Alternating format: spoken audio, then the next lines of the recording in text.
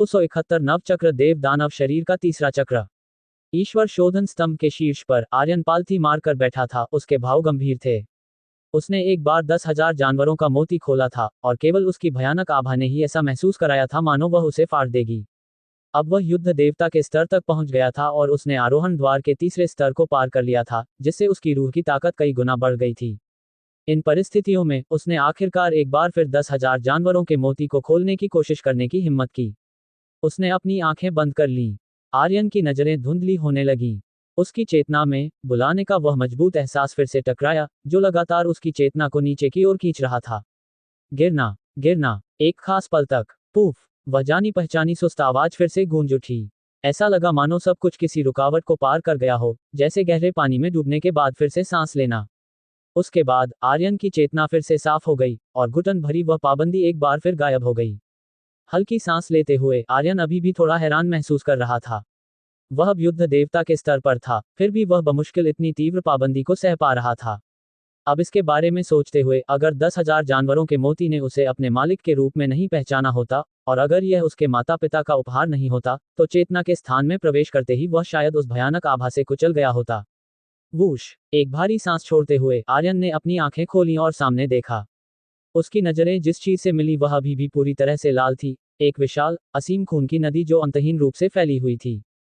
खून की नदी के ऊपर अभी भी वह लाल सूरज था जो अनगिनत तारों की तरह लग रहा था। उसने खून की नदी में मौजूद गाढ़े खून को अपने हाथ से धीरे से छुआ। आर्यन पूरी तरह से कांप उठा मानो उस पर बिजली गिर गई हो, उसके दांत मजबूती से भिंचे हुए थे, उसे लगा मानो उसका पूरा शरीर फटने वाला है। उसकी रूह उबलते लावे की तरह झुलस रही थी। उसकी नजरें धुंधली होने लगी, उसे लगा मानो वह किसी अज्ञात दुनिया में आ गया हो। उस दुनिया में आसमान को ढकने वाला एक आग का शैतानी ड्रैगन था, जो पागलों की तरह मार काट मचा रहा था, जिससे पूरी दुनिया को परेशानी हो रही थी और आपदाएं लगातार आ रही थीं। आखिरकार एक दिन एक नंगे बदन वाला अधेड़ उम्र का आदमी, जिसका चेहरा नहीं देखा जा सकता था, एक लंबी तलवार लिए हुए इस आग के शैतानी ड्रैगन के साथ 3 दिन और 3 रात तक लड़ा, जिसने लगभग पूरी दुनिया को फाड़ दिया। लेकिन अंत में वह आदमी शैतानी ड्रैगन पर भारी पड़ा और उसने सीधे शैतानी ड्रैगन का सिर काट दिया। उसके तुरंत बाद उसने ड्रैगन की नसें निकाली, उसकी हड्डियों को अलग किया, उसका खून पिया और आसमान और जमीन के देवताओं को बलि चढ़ाई। और अभी अभी उसने जिस मुट्ठी भर खून को छुआ था वह उसी आग के शैतानी ड्रैगन के गुस्से और सार खून से पैदा हुआ था। ये सचमुच एक युद्ध देवता के स्तर का खूंखार जानवर था, एक शैतानी ड्रैगन, यहाँ तक कि युद्ध देवता के स्तरों में सबसे बेहतरीन में से एक, विशेष रूप से इसके अविश्वसनीय रूप से शक्तिशाली शारीरिक ड्रैगन के तराजू, जिसने उसे थोड़ा चौंका दिया। लेकिन जिस बात ने उसे और भी ज्यादा हैरान कर दिया वह उस आदमी के लड़ने का तरीका था, जिसका चेहरा नहीं देखा जा सकता था। यह एक खूंखार जानवर की तरह था, अस्त व्यस्त और बिना किसी नियम के लग रहा था, फिर भी इसमें आसमान और जमीन के गहरे सिद्धांत शामिल थे। अगर उसकी कलात्मक सोच ऊंचे स्तर तक नहीं पहुंची होती, तो वह निश्चित रूप से इसे समझ नहीं पाता। इस आदमी के पास उसकी तरह एक उच्च स्तरीय कलात्मक सोच थी, जो अन्य कलात्मक सोच, या यहाँ तक कि एक उच्च स्तरीय वजूद को भी पार कर गई थी। लेकिन जितना अधिक ऐसा था, आर्यन उतना ही अधिक हैरान हो गया। वह 10,000 जानवरों के मोती में खून की नदी के बेतुकेपन से और उससे भी ज्यादा रहस्यमय आरोहण द्वार से हैरान था।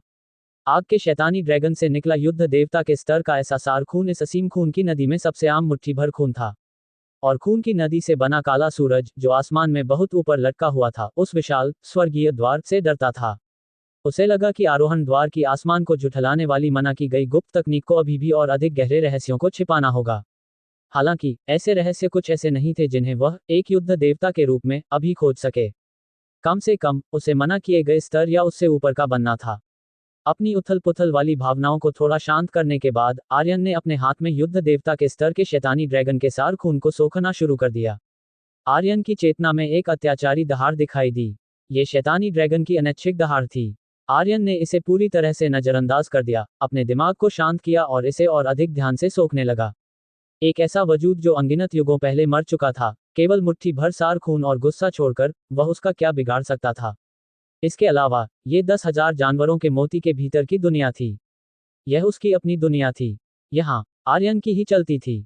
अचानक आर्यन का शरीर एक विशाल रिश्ते भंवर की तरह हो गया। उस मुट्ठी भर सार खून से अचानक एक रोने की आवाज आई और फिर वह आर्यन के शरीर के आसपास के एक्यूप्रेशर बिंदुओं में खींच गया। इस पल आर्यन एक मोटे खून के आवरण से घिरा हुआ प्रतीत हुआ। खून के आवरण के भीतर की शक्ति लगातार आर्यन के शरीर में उमड़ रही थी, जो बार बार उसके भौतिक शरीर को साफ कर रही थी और उसे निखार रही थी। खून और ऊर्जा से भरे ऐसे माहौल में आर्यन का भौतिक शरीर हर पल आगे बढ़ रहा था, और यहाँ तक कि उसके खून और ऊर्जा की सघनता भी अनजाने में मजबूत हो रही थी। कुछ अज्ञात समय के बाद आर्यन को अपनी खून की कोशिकाओं में सूजन का दर्द महसूस हुआ। जब सूजन का ये दर्द अपनी सीमा तक पहुंच गया, तो आर्यन के शरीर को घेरने वाला धुएं जैसा घूमता हुआ खून का आवरण अचानक एक जोरदार धमाके की आवाज के साथ बिखर गया। अपनी आंखें खोलते हुए और धीरे धीरे एक लंबी, भारी सांस छोड़ते हुए आर्यन की आंखों में खुशी की एक झलक दिखाई दी। नवचक्र देव दानव शरीर, तीसरा चक्र। उसकी शारीरिक शक्ति ने आखिरकार युद्ध देवता के स्तर को पार कर लिया था। इस समय उसका भौतिक शरीर अपने चारों ओर लाल रोशनी के बिंदुओं के निशानों को हल्का सा महसूस कर सकता था, जैसे उसके शरीर के चारों ओर एक अदृश्य ढाल हो। आर्यन का मानना था कि अगर एक दिन लाल रोशनी के ये बिंदु जुड़कर एक रोशनी का पर्दा बन सकें, तो वह केवल अपने भौतिक शरीर से ही युद्ध देवता के स्तर के वजूद को अकेले हरा सकता है। एक लंबी दहाड़ छोड़ते हुए आर्यन ने अपने सामने खून की नदी में मुक्का मारा। बूम! खून की नदी में लहरें उठीं, और खून की नदी के ऊपर घनी लाल धुंध एक विशाल दहाड़ छोड़ते हुए फट गई। इस मौके के साथ आर्यन को अविश्वसनीय रूप से खुशी महसूस हुई। उसे यकीन था कि केवल उस मौके से ही वह अपने पुराने स्वरूप को मार सकता था। अब वह अपने चौथे सीनियर भाई सेनापति बाई को पूरी तरह से हरा सकता था, जो अभी अभी युद्ध देवता के स्तर पर पहुंचे थे, और यहाँ तक कि अपने दूसरे सीनियर भाई वरुण से लड़ने का मतलब यह नहीं हो सकता था कि वह उसका विरोधी नहीं था।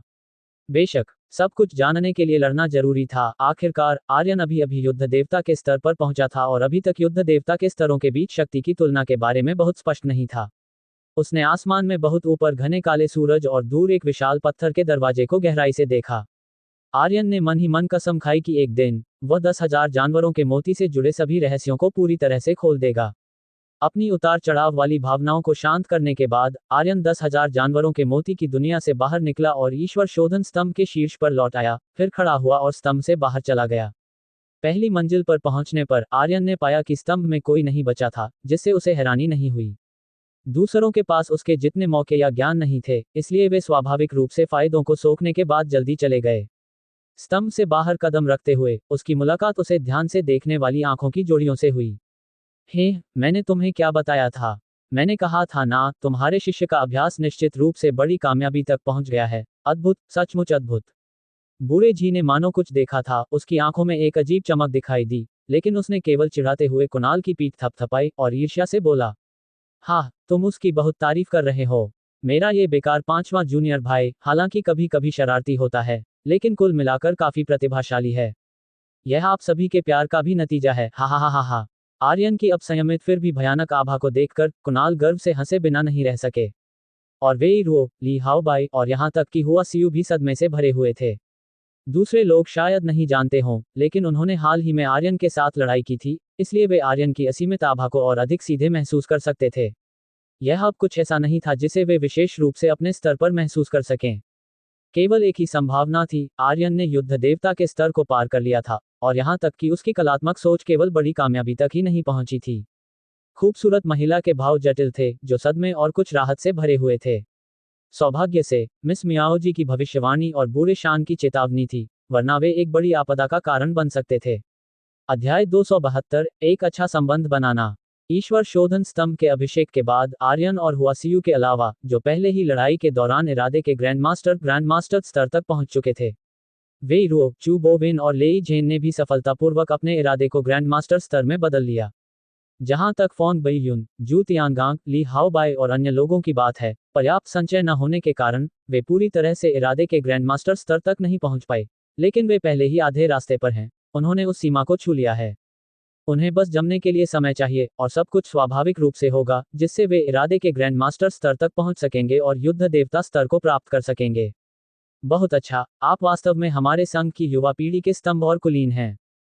सख्त बूढ़े व्यक्ति के कुछ हद तक कठोर चेहरे पर एक हल्की सी मुस्कान दिखाई दी, और फिर उसने विभिन्न अकादमियों के प्रधानाचार्यों और उच्च पदस्थ अधिकारियों की ओर देखा।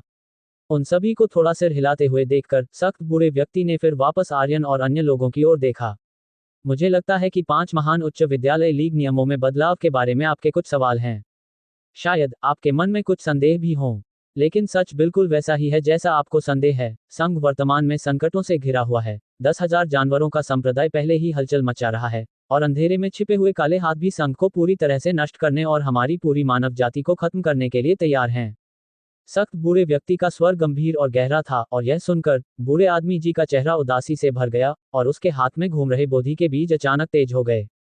बूढ़े भिक्षु ने धीरे से आह भरी एक बौद्ध मंत्र का उच्चारण किया और उसके हाथ में प्रार्थना के मोती भी अनैच्छिक रूप से तेजी से घूमने लगे। इस समारोह में भाग लेने के योग्य उपस्थित सभी लोग गंभीर दिख रहे थे। कुछ लोग कुछ छिपे हुए विवरणों से वाकिफ थे जबकि अन्य नहीं थे, लेकिन वे जानते थे कि आगामी निर्णायक लड़ाई उन सभी के भाग्य और भविष्य से जुड़ी होगी। आखिरकार वे सभी उस सिद्धांत को समझते थे कि यदि होंठ चले जाएंगे तो दांतों को ठंड लगेगी। एल्डरली, आपका क्या मतलब है? वेई रुओ ने सोच समझकर सिर हिलाया, उसके भाव गंभीर थे।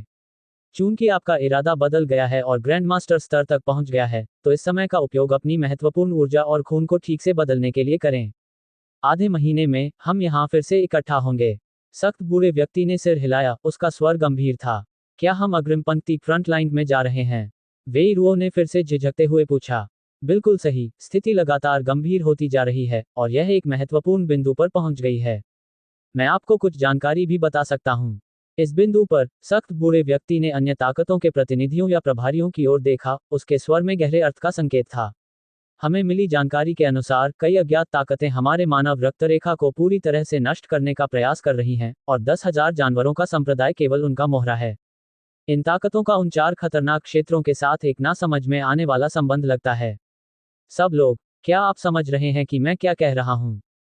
सख्त बूढ़े व्यक्ति की आवाज अचानक कुछ और तेज हो गई। इस समय सीधा प्रसारण पहले ही काट दिया गया था। जब से आर्यन और अन्य लोगों ने टॉवर में प्रवेश किया था, तब से समारोह का सीधा प्रसारण पहले ही समाप्त हो गया था। बाकी बचे लोगों के बीच पर्दे के पीछे वाले लोगों द्वारा घुसाए गए जासूस हो सकते हैं, लेकिन इससे क्या फर्क पड़ता है? वर्तमान स्थिति को अब केवल इसे छिपाकर नहीं दबाया जा सकता है। जब तक यह आम जनता को पता नहीं चलता, जिससे व्यापक दहशत फैलती है, ये काफी है। इसके अलावा वर्तमान 5 महान उच्च विद्यालय लीग अपने भव्य दिखावे और विशाल गति के साथ वास्तव में उन लोगों को एक मनोवैज्ञानिक पूर्व सूचना देने का इरादा था जो समझते थे। फिर अपरिवर्तनीय नायक सिद्धांत के माध्यम से युवा लोगों की नई पीढ़ी के एक नेता को एक आदर्श के रूप में चुना जाएगा, ताकि हर किसी की लड़ने की भावना को बढ़ावा दिया जा सके और उनके आंतरिक भय को स्थिर किया जा सके। कोई केवल ये कह सकता है कि संघ की योजना अत्यंत शानदार है। यह एक शतरंज खिलाड़ी का तरीका है जो अनगिनत चीजों को अपने शतरंज बोर्ड के रूप में उपयोग करता है।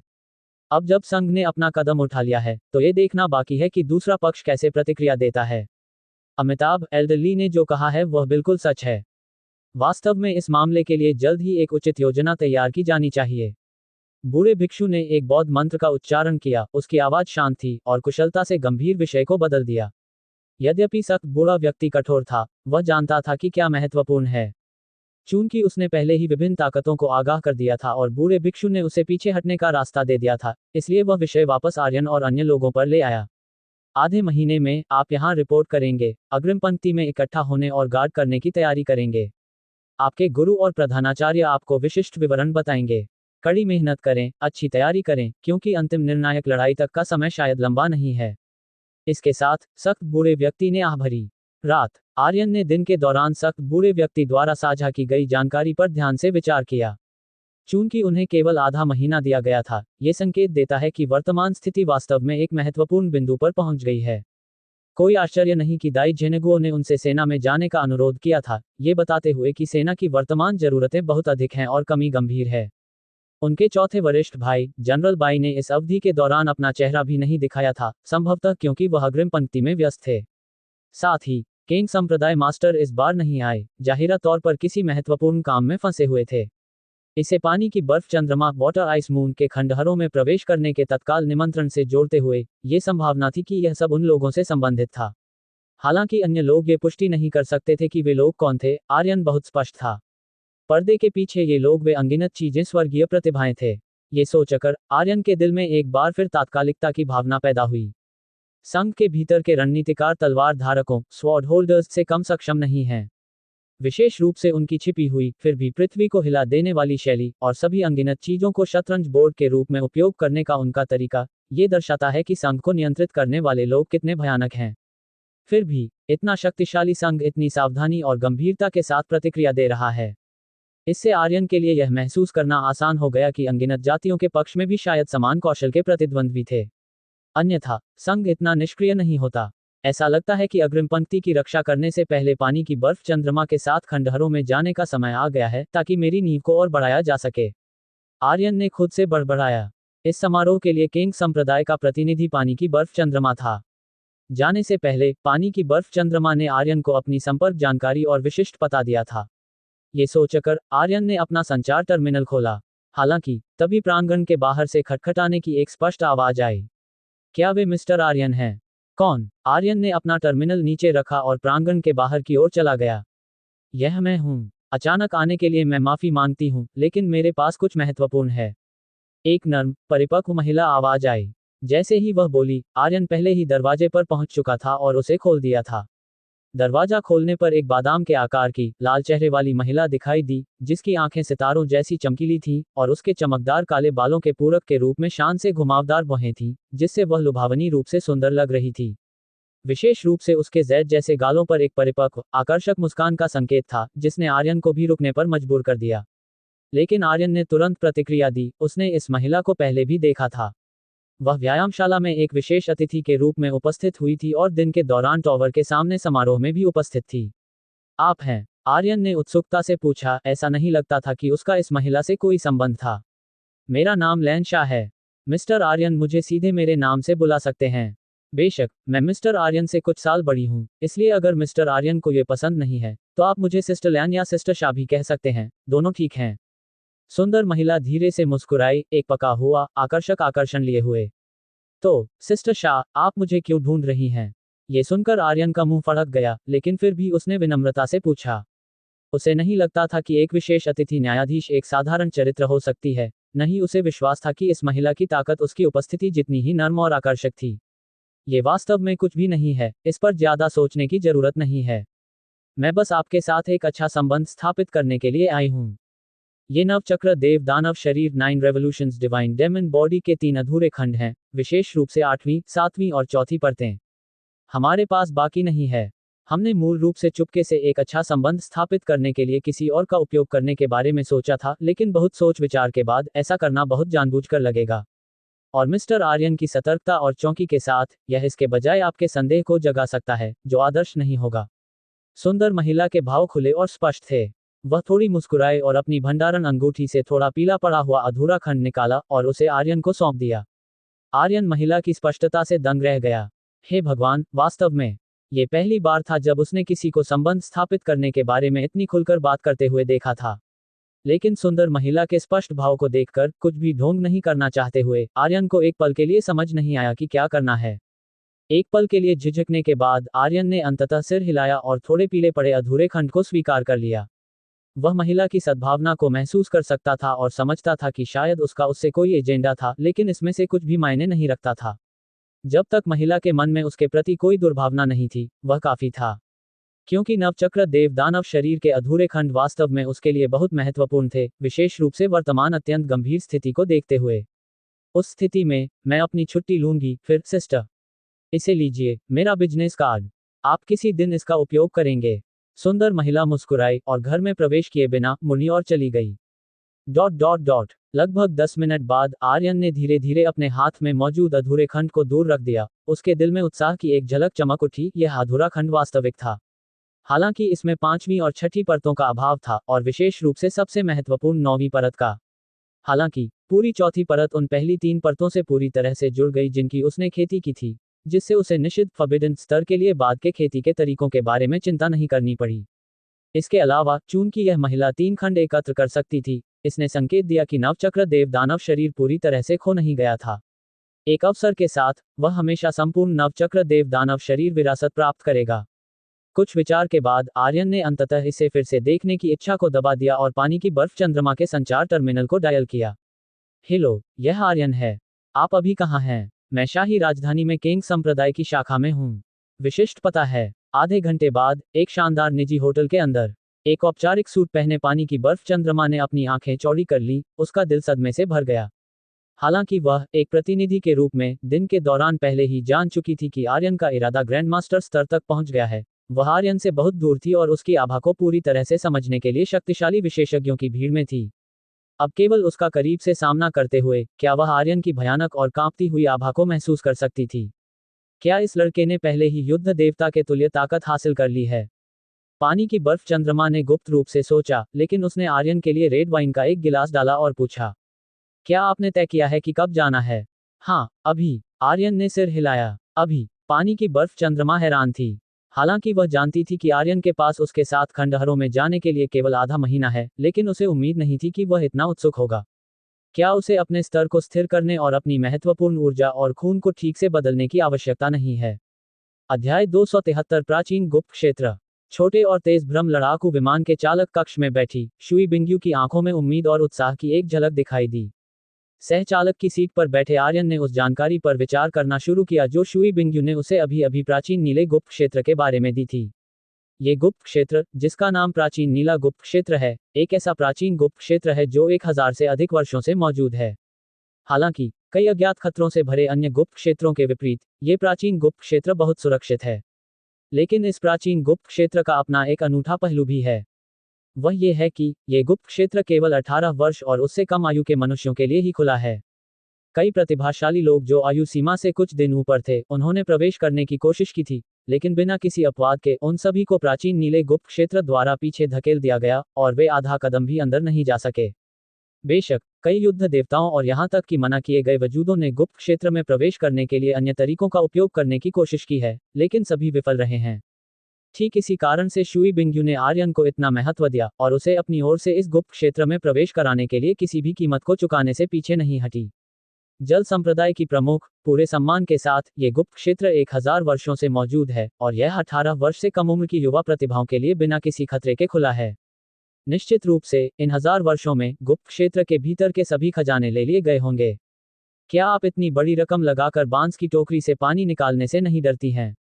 आर्यन ने अपना सिर घुमाया और बर्फ की तरह ठंडी फिर भी आकर्षक शुई बिंगयू की ओर देखा और पूछा, आर्यन जी, आप बहुत अधिक चिंता करते हैं। हालांकि यह गुप्त क्षेत्र खतरनाक नहीं है और 18 वर्ष से कम उम्र के साहसी लोगों को प्रतिबंधित नहीं करता है, लेकिन इसे मेरे किंग संप्रदाय, साथ ही चंद्र मीनार, लेई मंडप और यू मंडप, 4 बड़ी ताकतों द्वारा बहुत लंबे समय से संयुक्त रूप से नियंत्रित किया गया है। जो हमारी 4 बड़ी ताकतों से नहीं हैं, वे प्रवेश नहीं कर सकते, यहां तक कि सेना या तलवार रक्षकों के लोग भी नहीं। बेशक हमारी 4 बड़ी ताकतें अनुचित नहीं हैं। हम हर साल हमेशा कुछ स्थान देते हैं, हालांकि ये स्थान बहुत अधिक नहीं होते हैं।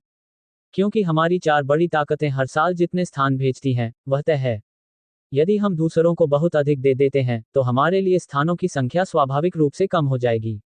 शुई बिंगयू धीरे से मुस्कुराई, जैसे कोई हिमखंड पिघल रहा हो और बर्फ के नीचे छिपा एक जीवंत लाल गुलाब दिखाई दे रहा हो। आर्यन ने सिर हिलाया। 4 बड़ी ताकतें मूल रूप से प्राचीन काल में 4 सबसे शक्तिशाली व्यक्तियों द्वारा स्थापित की गई थीं। हालांकि हाल के वर्षों में संघ के उदय के साथ उन्होंने कुछ शक्ति खो दी है, लेकिन एक दुबला ऊंट अभी भी घोड़े से बड़ा होता है। 4 बड़ी ताकतें अंततः उन मुख्य ताकतों में से एक हैं जो पूरी मानवता के भाग्य को नियंत्रित करती हैं।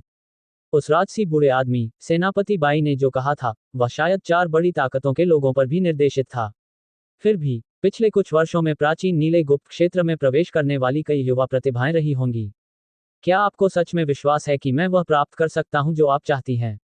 आर्यन ने कुछ उत्सुकता से पूछा।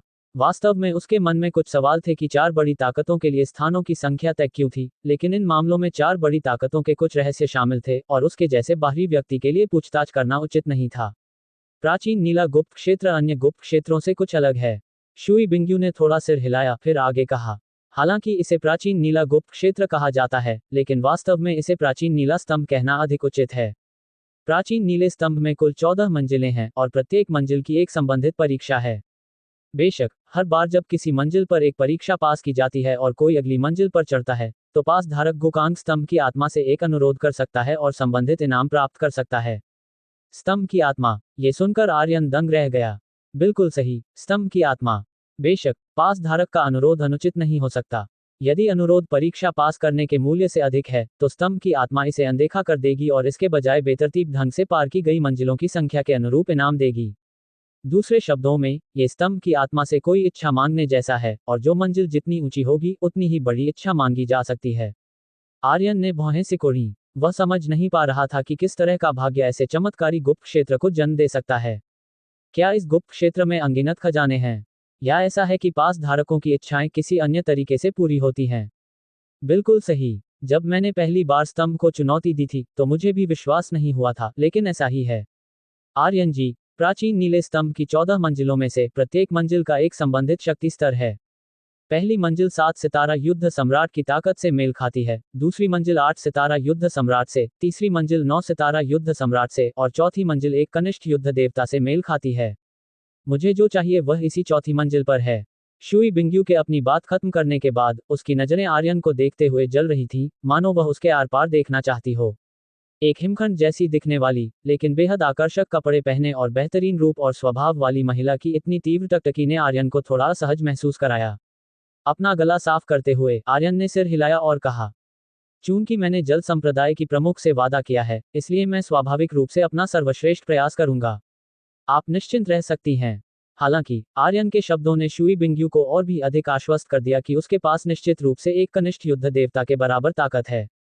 अन्यथा उसने पहले ही परीक्षा की कठिनाई को स्पष्ट रूप से समझा दिया था। फिर भी आर्यन इतना शांत रहा, यहां तक कि गंभीरता का जरा सा भी संकेत दिए बिना सहमत हो गया। किसी को पता होना चाहिए कि वह लोगों को आंकने में हमेशा बहुत सटीक रही थी। वह तब आर्यन को लेकर बहुत आशान्वित थी, यहां तक कि उसने उसे केंग संप्रदाय में शामिल होने का भी अनुरोध किया था। अब वह अभी भी देख सकती थी कि आर्यन का व्यवहार आत्मविश्वास नहीं था, बल्कि एक प्रकार की सामान्यता थी, एक आदत वाली सामान्यता। मुझे आप पर विश्वास है। शुई बिंगयू ने सिर हिलाया, उसकी नजर अभी भी जल रही थी। आर्यन ने एक भौं उठाए, इस महिला को संभालना थोड़ा मुश्किल पाते हुए उसने विषय बदलना शुरू कर दिया। ये चौथी मंजिल एक कनिष्ठ युद्ध देवता से मेल खाती है, तो इसके ऊपर की मंजिलों के बारे में क्या? पांचवी मंजिल मध्यम युद्ध देवता से, छठी मंजिल उन्नत युद्ध देवता से, सातवीं मंजिल चरम युद्ध देवता से और आठवीं मंजिल असीम युद्ध देवता से मेल खाती है।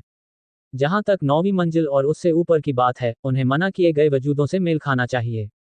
ऐसा लगा कि शुई बिंगयू ने भी थोड़े अलग माहौल को देख लिया था। उसने शर्मिंदगी के संकेत के साथ अपनी नजरें वापस ले लीं और अपना शांत लहजा फिर से अपनाते हुए कहा, आर्यन जी, इस बार खुलने के समय का निर्णय मेरे किंग संप्रदाय के पास है। इसलिए हमारे प्रस्थान करने से पहले मैंने पहले ही सूचना भेज दी थी। कम से कम गुप्त क्षेत्र कल खुल सकता है। उससे पहले बेहतर होगा कि हम किंगयुन द्वीप पर आराम करें और ठीक हो जाएं। एक बार जब हम गुप्त क्षेत्र में प्रवेश कर लेते हैं तो वापस लौटने और फिर से प्रवेश करने का कोई अवसर नहीं होगा, इसलिए कृपया प्रवेश करने से पहले अपनी स्थिति को सर्वश्रेष्ठ रूप से व्यवस्थित करें। एक पल के बाद शांत और थोड़े अजीब माहौल में शुई बिंगयू फिर से बोली। इस बार उसका लहजा पूरी तरह से सच्चा था। वह जानती थी कि आर्यन से आराम करने का ऐसा जबरदस्ती अनुरोध बहुत असभ्य था, लेकिन मामला बहुत महत्वपूर्ण था और वह लापरवाह होने का जोखिम नहीं उठा सकती थी। आर्यन को शुई बिंगयू की चिंताओं का भी पता था और उसने कुछ पल सोचने के बाद सिर हिलाया।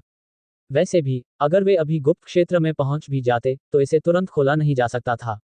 बेहतर होगा कि वह प्रतीक्षा करे और अपनी स्थिति को व्यवस्थित करे, ये देखने के लिए कि क्या वह पांचवी मंजिल या यहां तक कि उससे भी ऊंची छठी मंजिल को चुनौती दे सकता है। इसके अलावा उसने हाल ही में दिन के दौरान अपने इरादे में एक बदलाव का अनुभव किया था और उसकी शारीरिक शक्ति को भी उसे फिर से ढालने की आवश्यकता थी। आर्यन ने शांत भाव से सिर हिलाया। जैसे ही शुई बिंगयू ने राहत की सांस ली, वसंत में पिघलती बर्फ जैसी एक शानदार मुस्कान उसके चेहरे पर एक बार फिर खिल उठी। अध्याय 274 चार प्रमुख ताकतों के प्रतिभाशाली। अगले दिन कैंगयुन द्वीप पर आर्यन ने दूर स्थित प्राचीन टॉवर को देखा, जो एक काले विशाल चट्टानी द्वीप पर बना था। प्राचीन टॉवर 14 मंजिला ऊंचा था, जो पूरी तरह से पारदर्शी था, मानो पारदर्शी क्रिस्टल से बना हो। सुबह की धूप में पूरा टॉवर चकाचौंध और चुभने वाली रोशनी छोड़ रहा था। साफ पारदर्शी क्रिस्टल टॉवर के शरीर से आर्यन को विभिन्न मंडप, शानदार महल, यहां तक कि उड़ते हुए ड्रैगन, पौराणिक जानवर और अद्वितीय सुंदरियां दिखाई दी। विशेष रूप से 9वीं मंजिल के ऊपर आर्यन को 6 पंखों वाले कई विशाल पक्षी और 3 सिर वाले अज्ञात भयंकर जानवर दिखाई दिए, जिनमें से प्रत्येक 9 आंखों से सजा हुआ था। उसके ऊपर का टॉवर एक हल्की धुंधली आभा में लिपटा हुआ था, जिससे उसे स्पष्ट रूप से देखना असंभव हो गया था। आर्यन को कुछ हद तक भ्रमित देखकर वाटर आइस मून मुस्कुराए। इनसे मूर्ख मत बनो, ये केवल भ्रम है। बड़ों के अनुसार यह एक प्राकृतिक भ्रम पैदा करने वाला सरणी होना चाहिए। जब आप वास्तव में पेंगलुन द्वीप पर कदम रखेंगे तो आप पाएंगे कि टॉवर उस क्रिस्टल रंग का नहीं है जो आपने अभी देखा था, बल्कि शुद्ध काला है। टॉवर के अंदर भ्रम पैदा करने वाली सरणी से कोई भयानक राक्षस भी नहीं है। बेशक केवल तभी जब आप पेंगलुन द्वीप पर कदम रखते हैं, आप वास्तव में इस प्राचीन गुप्त क्षेत्र टॉवर की शक्ति को महसूस कर सकते हैं। चलो चलते हैं, देर हो रही है और वे लोग पहले से ही इंतजार कर रहे हैं। वाटर आइस मून ने एक आकाशीय महल जैसा दिखने वाले क्रिस्टल विशाल टॉवर को देखा, फिर पहले से तैयार नाव पर आसानी से चढ़ने से पहले आर्यन की ओर देखने के लिए मुड़ी। हालांकि ये देखकर आर्यन के संदेह और गहरे हो गए, उसने भी नाव पर सवार होकर पेंगलुन द्वीप की दिशा में प्रस्थान किया।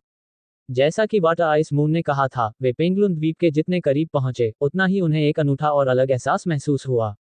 यह एहसास आतंक का नहीं था, बल्कि विस्मय का था, मानो लोग किसी ईश्वरीय क्षेत्र में प्रवेश कर रहे हों। विस्मय के भीतर लालसा का भी संकेत था। कुछ ही देर में नाव द्वीप के किनारे लग गई। इस समय कैंग संप्रदाय की पोशाक पहने दो अधेड़ उम्र के व्यक्ति उनका अभिवादन करने आए। युवा संप्रदाय मास्टर, सब कुछ तैयार है। उन दोनों ने आर्यन की ओर देखा, फिर एक साथ अपनी मुट्ठियां बांधी और वाटर आइस मून से बात की। मैंने तुमसे कहा था, मुझे बाहर युवा संप्रदाय मास्टर मत कहो। मैं अब केवल एक शाखा संप्रदाय मास्टर हूँ। वाटर आइस मून अपने ठंडे स्वभाव में वापस आ गई। उसने उन दोनों को घूरते हुए याद दिलाया, फिर आर्यन को द्वीप के केंद्र की ओर ले गई। पेंगलुन द्वीप बहुत बड़ा नहीं था, लेकिन इसकी आंतरिक संरचना अद्वितीय थी। ऐसा लग रहा था मानो विभिन्न दिशाओं में आसमान और पृथ्वी के मूल सिद्धांत सूक्ष्म रूप से समाहित थे। इससे आर्यन को वाटर आइस मून की इस बात पर विश्वास हो गया कि ये द्वीप वास्तव में एक प्राकृतिक भ्रम पैदा करने वाला सरणी था। द्वीप के केंद्र में पहुंचने पर वास्तव में एक राजसी, विशाल, शुद्ध काला उच्च टॉवर खड़ा था। टॉवर में भी 14 मंजिलें थीं, जो क्रिस्टल भ्रम टॉवर में मंजिलों की संख्या के अनुरूप थी। उच्च टॉवर के प्रवेश द्वार पर इस समय लगभग 100 लोग खड़े थे। हालांकि ये 100 से अधिक लोग प्राचीन नीला गुप्त क्षेत्र में प्रवेश करने नहीं जा रहे थे, बल्कि वाटर आइस मून की तरह वे निगरानी करने और अन्य गुटों को संतुलित करने आए थे। आर्यन सहित कुल 12 लोग ही वास्तव में प्रवेश करेंगे। 4 प्रमुख शक्तियों में से प्रत्येक ने 3 उम्मीदवार भेजे थे। मूल रूप से वाटर आइस मून के अनुसार 4 प्रमुख शक्तियों में से प्रत्येक को एक स्थान छोड़ना था। हालांकि समय की कमी, अस्थिर स्थिति और प्रवेश करने वालों के लिए 18 वर्ष से कम आयु और 7 सितारा युद्ध सम्राट की ताकत होने की आवश्यकता के कारण जिन गुटों को स्थान छोड़ना था, वे कम समय में उपयुक्त उम्मीदवार नहीं ढूंढ सके और उनके पास भाग लेने के लिए और भी महत्वपूर्ण मामले थे। इसलिए इन गुटों ने भविष्य की प्रविष्टियों के लिए पूरी तरह से तैयार रहने के लिए इस बार अपने स्थानों को आरक्षित करने का विकल्प चुना। वाटर आइस मून, आपका कैंग संप्रदाय जो कर रहा है वह क्या थोड़ा अनुचित नहीं है?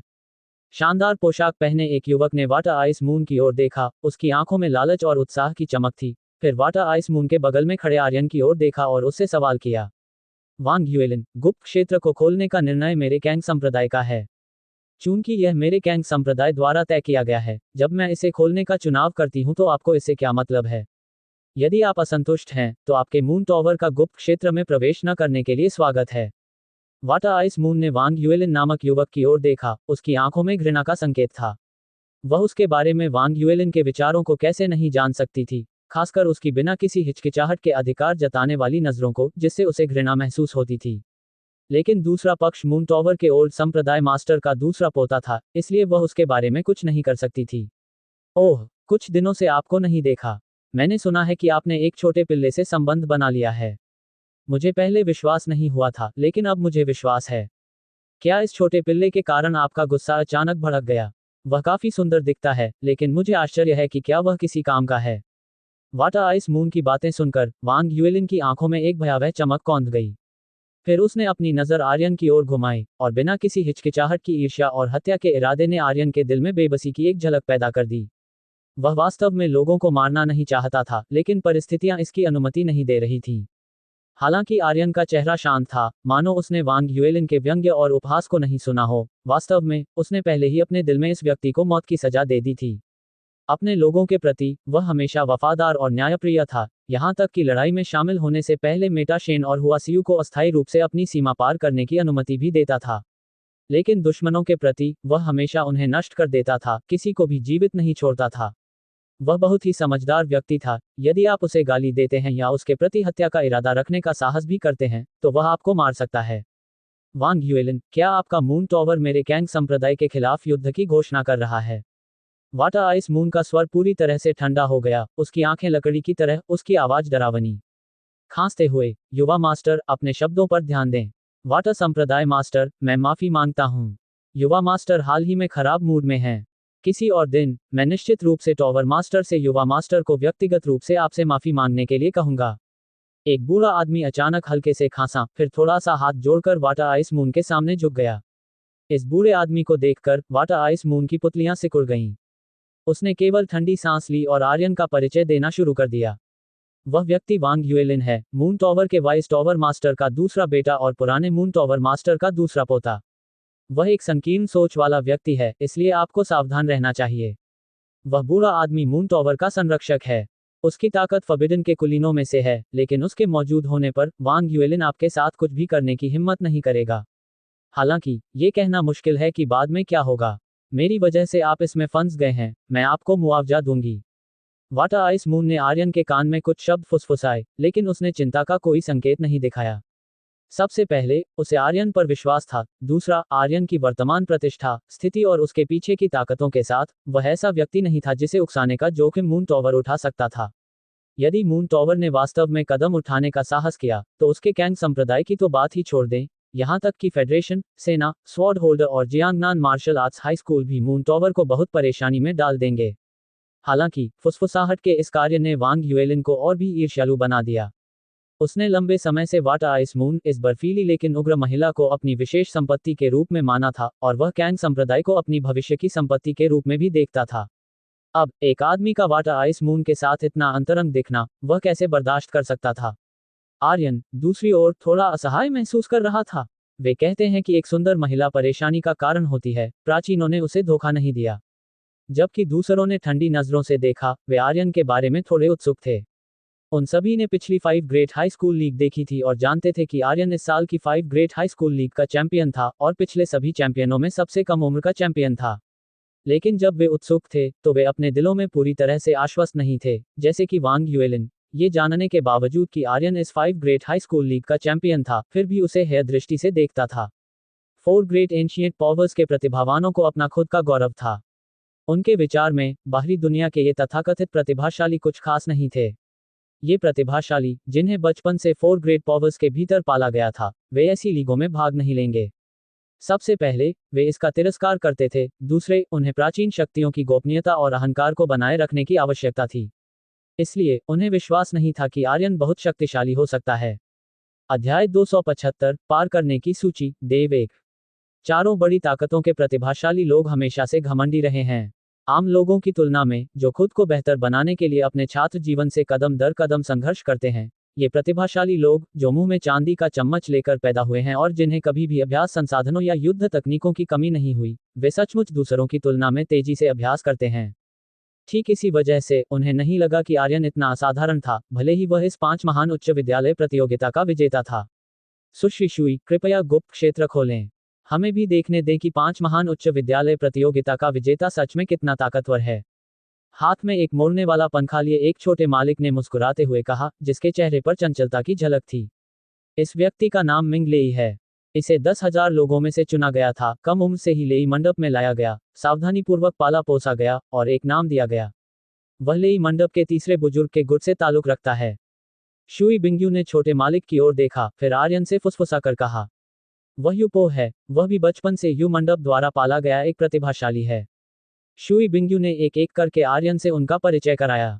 इन लोगों के चेहरों पर भी जांच, उत्सुकता, तिरस्कार या चुनौती के भाव थे। आर्यन, हालांकि, पूरी तरह से बेपरवाह था और उसके पास उन पर ध्यान देने का समय नहीं था। जब तक वे उसे उकसाते नहीं, वह उन्हें हवा के समान मानता, अन्यथा, एक बार जब उसे कार्रवाई करने का मौका मिल गया, तो वे केवल लाशें बनकर रह जाएंगे। सुश्री शुई, लगभग समय हो गया है। इस समय, टॉवर के 2 बुजुर्ग पहरेदारों ने समय देखा और शुई बिंगयू की ओर हाथ जोड़े। तो चलिए इसे खोलते हैं। आपकी कड़ी मेहनत के लिए धन्यवाद, बुजुर्गों। शुई बिंगयू ने भी समय देखा, दोनों बुजुर्गों की ओर सिर हिलाया, और फिर आर्यन की ओर देखा। आर्यन को अपनी ओर हल्का सा सिर हिलाते हुए देखकर, शुई बिंगयू ने केंग संप्रदाय के निशान वाली एक सुनहरी लकड़ी की पट्टिका दोनों बुजुर्गों को सौंप दी। दोनों बुजुर्गों ने पट्टिका ली, एक पल के लिए इसकी जांच की, फिर दोनों तरफ एक एक करके खड़े हो गए, दोनों हाथों से प्राचीन नीले टॉवर के दरवाजे को छुआ, और अपनी पूरी ऊर्जा और खून की शक्ति लगाकर उसे धकेलकर खोल दिया। एक खनक के साथ, विशाल काला दरवाजा धीरे धीरे खुल गया। एक हल्की, धुंधली आभा ने एक अदृश्य बाधा बना ली। गुप्त क्षेत्र खुल गया है। कृपया आप सभी अंदर आएं। मिंगलेई नाम के छोटे मालिक ने अपना पंखा बंद किया, हंसा, और प्राचीन नीले टॉवर में प्रवेश करने वाला पहला व्यक्ति बना। फिर, बाकी बचे 10 लोग एक एक करके अंदर गए। अंत में, आर्यन ने प्राचीन नीले टॉवर में कदम रखने से पहले एक पल के लिए मुआयना किया। ईश्वर शोधन स्तंभ के 10,000 जानवरों के मोती के समान, प्राचीन नीला टॉवर नामक इस गुप्त क्षेत्र ने अपना खुद का एक स्थान बना रखा था। पूरा स्थान बेहद विशाल था। सिर के ऊपर चमकीले सितारे और एक चांद था, और नीचे फूल, घास और नदियां थीं। हालांकि जो चीज सबसे पहले नजर में आई वह एक विशाल 3 पैर वाला कांस्य कड़ाहा था, जो उस स्थान के आसमान और जमीन की नसों को जोड़ता था। इस समय कड़ाहे का मुंह पूरी तरह खुला हुआ था, जिससे धुंधले कोहरे की लहरें निकल रही थीं, जिससे आसपास के नज़ारे को साफ देखना मुश्किल हो रहा था। लेकिन महान कड़ाहे के सामने चमकती हुई एक सूची सभी के लिए असाधारण रूप से ध्यान खींचने वाली थी। देखो, ये पार करने वालों की सूची है। हैरानी की एक चीख गूंज उठी। आर्यन ने आवाज की दिशा में देखा। वह एक थोड़ा दुबला पतला नौजवान था। शुई बिंगयू के अनुसार ये नौजवान चंद्र मीनार द्वारा भेजे गए 3 चुनौती देने वालों में से एक था। आर्यन ने एक भौं उठाए और उस चकाचौंध करने वाली सूची को भी देखा। सूची में पहले स्थान पर देव एक लिखा था, उसके बाद 6 नंबर था, जिसका मतलब ये होना चाहिए कि देव एक नामक इस शक्तिशाली व्यक्ति ने अपनी युवावस्था में, ठीक 18 वर्ष की आयु सीमा पर, 6ठी मंजिल तक पहुंच बनाई थी। दूसरे स्थान पर शुई ये लिखा था, जिसने 6ठी मंजिल को भी पार कर लिया था। तीसरे स्थान पर यू शेंटोंग था, जिसने 5वीं मंजिल पार की थी। चौथा स्थान। आर्यन इसे पढ़ने के बाद एक गहरी सांस लिए बिना नहीं रह सका। इसमें कोई आश्चर्य नहीं था कि इन चारों बड़ी ताकतों के शिष्य घमंडी थे। इस सूची की गुणवत्ता ही 5 महान उच्च विद्यालय प्रतियोगिता में एक कुचलने वाली ताकत होगी।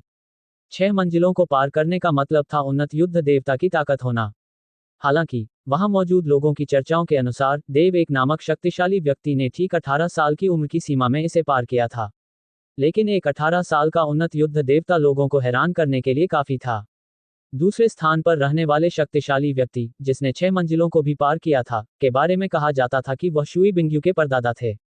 शीर्ष 10 सभी ऐसे शक्तिशाली व्यक्ति थे जिन्होंने 4 से अधिक मंजिलों को पार किया था।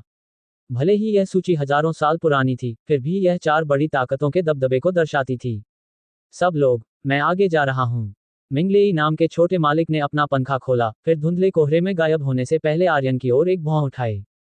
इस समय एक अदृश्य हलचल घूमने लगी, मानो एक रुकावट ने उन लोगों को कोहरे से अलग कर दिया हो जिन्होंने धुंधले कोहरे में कदम नहीं रखा था। ये देखकर आर्यन ने उत्सुकता से इसे छुआ। ये वास्तव में एक रुकावट थी, और यह रुकावट बहुत चिपचिपी थी। इसे छूने पर ऐसा लगा मानो उनकी ताकत छिन गई हो, और वे कोई भी जोर लगाने में पूरी तरह से असमर्थ हों। यह नज़ारा देखकर बाकी के कुछ लोग हंस पड़े।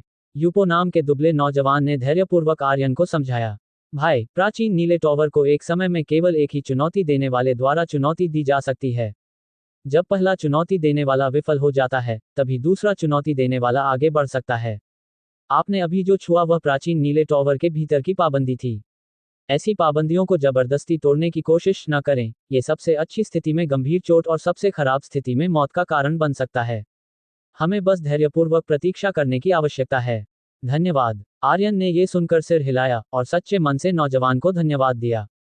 फिर उसने धैर्यपूर्वक प्रतीक्षा की। बेशक, प्रतीक्षा करते समय उसने अपनी 5 इंद्रियों का उपयोग 4 बड़ी ताकतों के इन चुनौती देने वालों की ताकत को महसूस करने और देखने के लिए भी किया।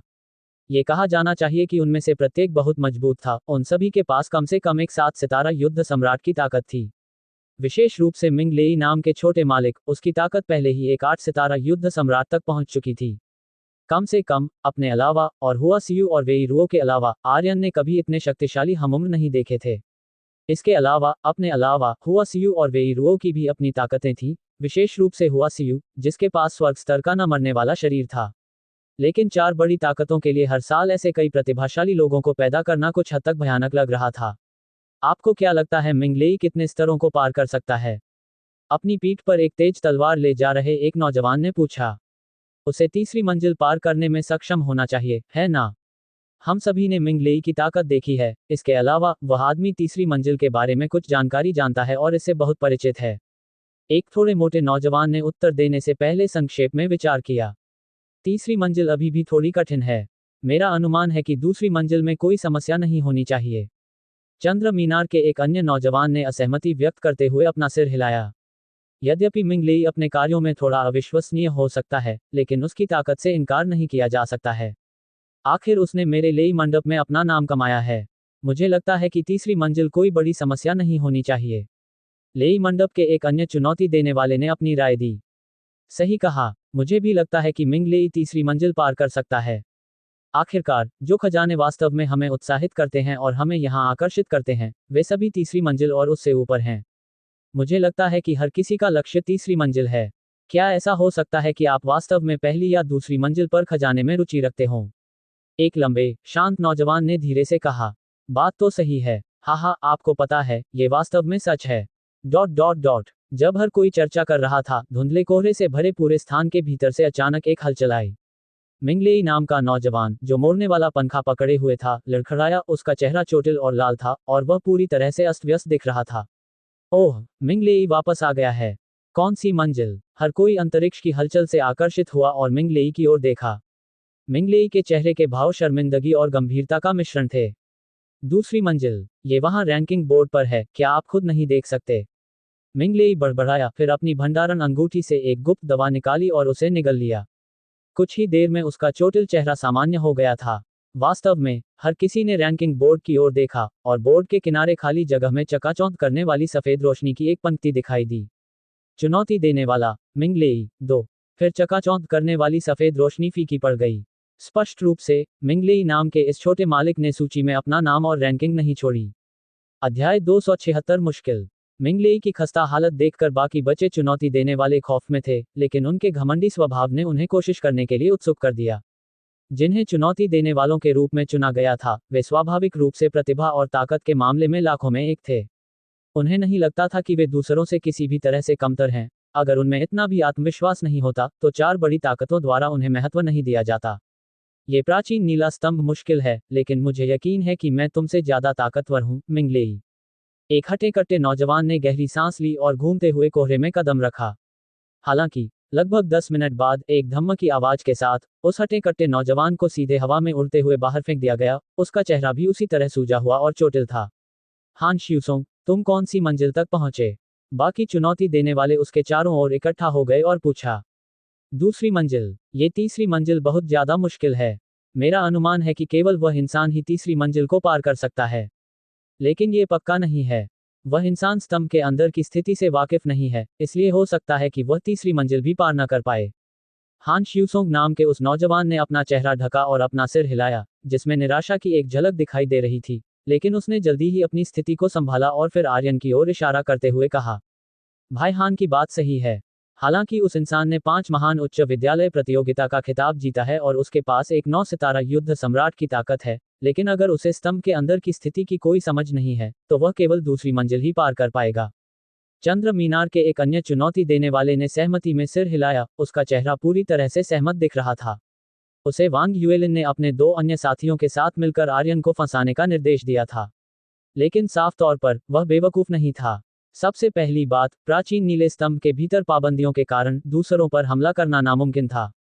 दूसरी बात, केंग संप्रदाय के अन्य 2 चुनौती देने वाले केवल सजावट की चीजें नहीं थे। हालांकि उन्हें भी आर्यन के प्रति कोई अच्छी भावना नहीं थी, और यहां तक कि थोड़ी दुश्मनी भी थी। लेकिन आर्यन को अंततः शुई बिंगयू द्वारा वापस आमंत्रित किया गया था, इसलिए अगर लड़ाई छिड़ गई, तो वे इसे अनदेखा नहीं कर सकते थे। तीसरी बात, वे आर्यन की वर्तमान पहचान और पृष्ठभूमि को भी जानते थे। वह ऐसा व्यक्ति नहीं था जिसे दूसरे आसानी से हेरफेर कर सकें। इसके अलावा, आर्यन के साथ उनकी कोई दुश्मनी नहीं थी, इसलिए एक वांग युएलिन के लिए आर्यन को नाराज करने की कोई जरूरत नहीं थी। अधिक से अधिक, वे आज्ञा मानने का नाटक करेंगे, जिम्मेदारी से बचने का बहाना ढूंढेंगे, और कहेंगे कि उन्हें कुछ करने का कोई मौका नहीं मिला। हालांकि, भले ही वे ऐसा सोचते थे, फिर भी उन्हें दिखावा करना था। आर्यन को थोड़ा अलग थलग करना, या यहाँ तक कि उसे नीचा दिखाना अभी भी जरूरी था। बिल्कुल, तीसरी मंजिल की संभावना नहीं है, लेकिन दूसरी मंजिल में कोई समस्या नहीं होनी चाहिए।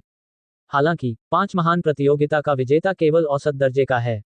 क्या शुई बिंगयू सच में सोचती है कि वह इस लड़के के भरोसे चौथी मंजिल तक पहुंच सकती है? चंद्र मीनार के एक अन्य चुनौती देने वाले ने भी सहमति में सिर हिलाया। उसे पूरा यकीन था।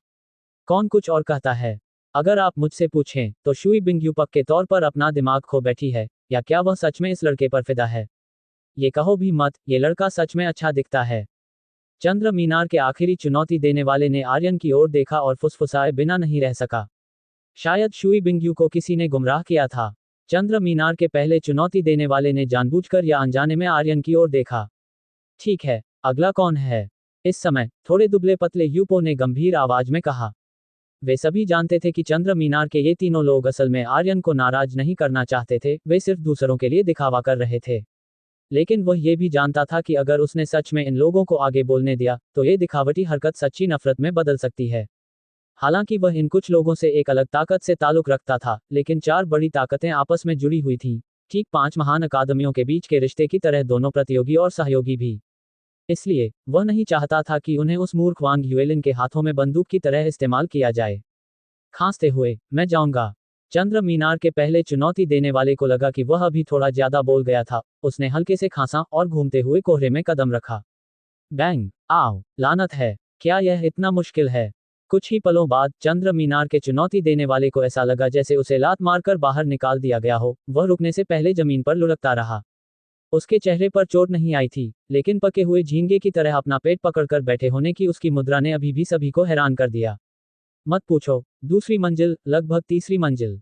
चंद्र मीनार के चुनौती देने वाले ने अपने पेट के निचले हिस्से को पकड़ा और कुछ देर आराम करने के बाद धीरे से बैठकर बोला, ऐसा लगता है कि हमने अभी भी प्राचीन नीले स्तंभ को चुनौती देने की मुश्किल को कम आंका था। मुझे आश्चर्य है कि उस देव ने इसे कैसे पार किया और वह किस तरह का असाधारण इंसान है। केंग संप्रदाय के एक चुनौती देने वाले ने सूची पर चमकते हुए पहले स्थान को देखा और भावनाओं से आह भरे बिना नहीं रह सका। उसी समय तलवार रक्षक मुख्यालय के पुस्तकालय में अलग अलग चित्रों वाली एक बिल्कुल नई किताब पकड़े हुए बूढ़े आदमी को अचानक छींक आ गई। फिर उसने अपना सिर खुजलाया और कुछ उलझन के साथ चारों ओर देखा। अजीब बात है, क्या कोई मेरे बारे में सोच रहा है? क्या कोई अभी भी इस बूढ़े आदमी का नाम जानता है? बिना किसी सुराग के कुछ देर सोचने के बाद बूढ़े आदमी ने फिर से अपना सिर खुजलाया, अपनी नाक रगड़ी और चित्रों वाली उस अद्भुत किताब को नीचे देखते हुए एक अजीब सी हंसी हंसने लगा। Dot dot dot dot dot dot dot. प्राचीन नीला स्तंभ। कई लोगों के लगातार तीसरी मंजिल तक पहुंचने में विफल रहने के बाद चुनौती देने के लिए केवल आर्यन और यूपो बचे थे।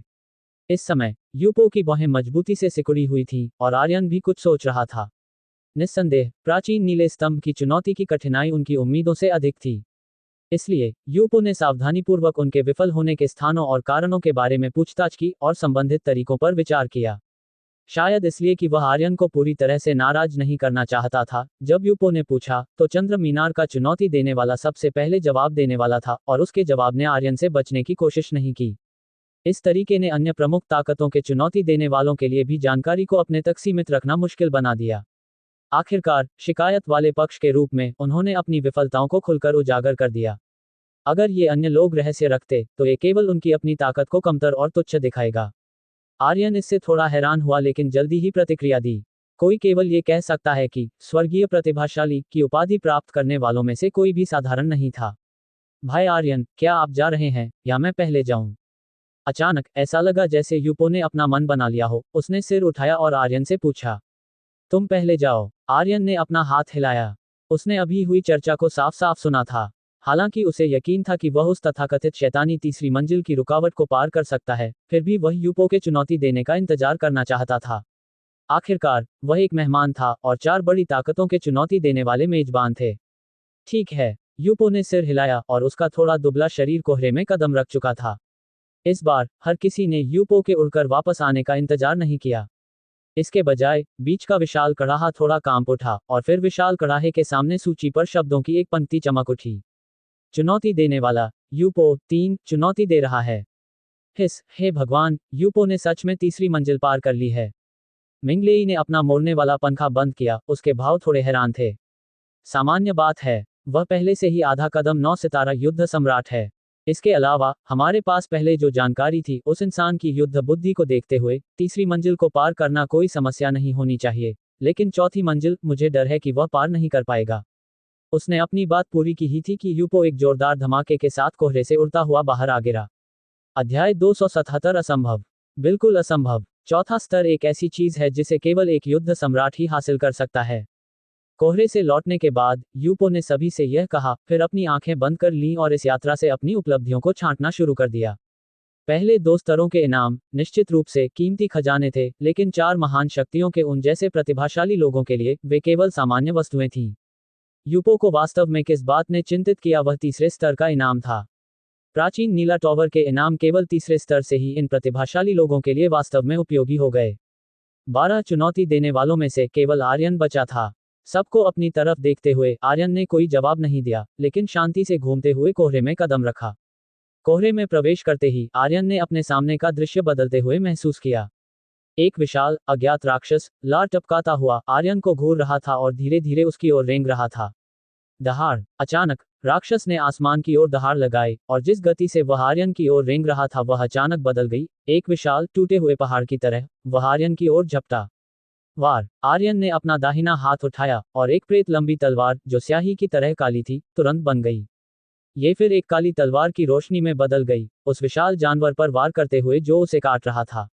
चटक। बूम। हवा में विशाल राक्षस को आर्यन की भयानक तलवार की रोशनी से सीधे आधे हिस्से में काट दिया गया और वह जमीन पर गिर गया। इस समय राक्षस प्रकाश के कणों में बदल गया, फिर एक जानवर के आकार के लटकन में संघनित हो गया। क्या यह इनाम है? आर्यन ने लटकन उठाया, उसमें निहित भयानक शक्ति को महसूस करते हुए और बड़बड़ाया। वाटर आइस मून के अनुसार पहले और दूसरे स्तर के लिए इनाम बेतरतीब ढंग से उत्पन्न और सामान्य थे। गुकैंग पैगोडा कलाकृति आत्मा केवल तीसरे स्तर को पार करने के बाद ही दिखाई देगी। इस वजह से बहुत कम लोगों ने वास्तव में गुकैंग पैगोडा कलाकृति आत्मा को देखा था।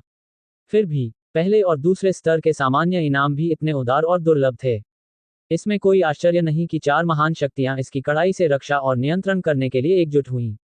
ये सोचकर उसने चुनौती पूरी करने के बाद इसका सावधानीपूर्वक अध्ययन करने के इरादे से लटकन को अपनी भंडारण अंगूठी में रख दिया। हालांकि इस समय आर्यन की आंखों के सामने का दृश्य फिर से बदल गया। इस बार कोई राक्षस नहीं दिखाई दिया, इसके बजाय एक खाली घास का मैदान था। लेकिन घास के मैदान के ऊपर आकाश को छिपाने वाले काले बादल एक अस्पष्ट दबाव ले जाते हुए आर्यन के स्थान की ओर इकट्ठा हुए। इस समय पूरे घास के मैदान के ऊपर का आकाश तुरंत काला हो गया और घास के मैदान के ऊपर का सूरज निगल लिया गया लगता था। फिर स्वर्ग तक पहुंचने वाले एक विशाल हाथ ने काले बादलों की भयानक शक्ति को लगातार अवशोषित किया और आर्यन के स्थान की ओर भयंकर रूप से नीचे गिरा।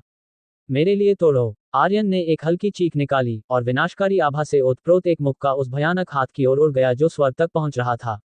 गड़गड़ाहट। एक कान बहरे कर देने वाली, पृथ्वी को हिला देने वाली दहाड़ गूंज उठी और पूरा घास का मैदान कुछ बार कांपता हुआ लगा। इसके बाद स्वर्ग तक पहुंचने वाले उस हाथ से चकाचौंध करने वाले प्रकाश की धाराएं निकली, मानो आकाश को छेद दिया गया हो और आकाश द्वारा पहले छिपा हुआ सूरज फिर से प्रकट हो गया हो। और वह विशाल हाथ जो स्वर्ग तक पहुंच रहा था वह भी प्रकाश के कणों में बदलना शुरू हो गया और एक बार फिर गायब हो गया। इस बार जहां स्वर्ग तक पहुंचने वाला हाथ गायब हो गया था वहां एक आसमानी रंग का क्रिस्टल दिखाई दिया। इस आसमानी रंग के क्रिस्टल को देखकर आर्यन की आंखें चमक उठीं। उसने इस वस्तु को पहचान लिया, इसे अर्थ ब्लू सैंड कहा जाता था, जो उपकरण और हथियार बनाने के लिए एक दुर्लभ सामग्री थी। इस आकार की अर्थ ब्लू सैंड का एक टुकड़ा समान आकार के स्काई क्रिस्टल स्टोन के टुकड़े के साथ मिलकर उसकी ब्लैक मून बैटल ब्लेड को दूसरे स्तर तक उठाने के लिए पर्याप्त होगा। अर्थ ब्लू सैंड को दूर रखते हुए आर्यन की आंखों के सामने का दृश्य फिर से बदल गया। इस बार कोई विशाल घास का मैदान नहीं था, बल्कि एक अखाड़ा था। अखाड़े में एक कठपुतली खड़ी थी।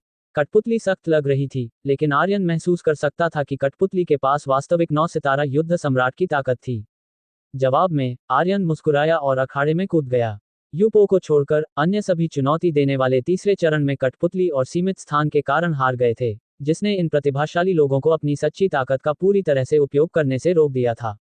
अगर यह एक अप्रतिबंधित लड़ाई होती तो शायद वे तीसरे चरण से संघर्ष कर सकते थे। लेकिन अखाड़े में सभी योजनाएं और चालें बेकार थीं, केवल पर्याप्त आमने सामने की कठिन शक्ति ही सफलता दिला सकती थी। संयोग से आर्यन आमने सामने के टकराव में बहुत माहिर था। अखाड़े में कूदते हुए कठपुतली की नीरस आंखों में एक लौ जल उठी।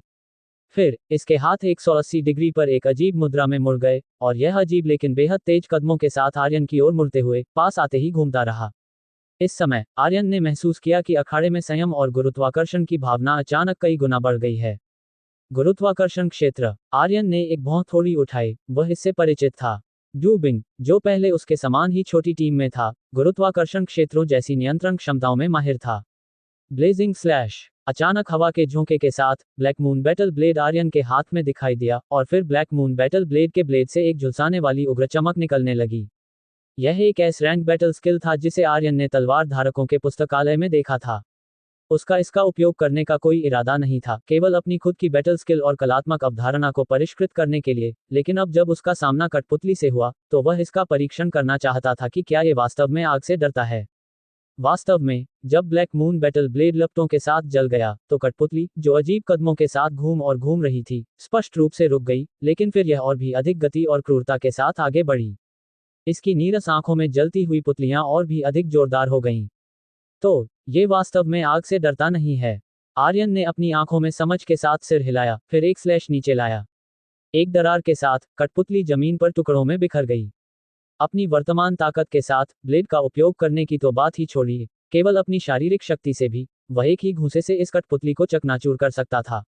उसने अपने दिमाग में अनुमान को सत्यापित करने के लिए केवल जलती हुई ब्लेड का उपयोग किया।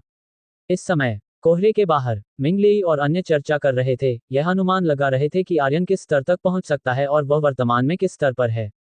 उस व्यक्ति की ताकत को देखते हुए उसे अब तक दूसरे स्तर पर पहुंच जाना चाहिए था, है ना?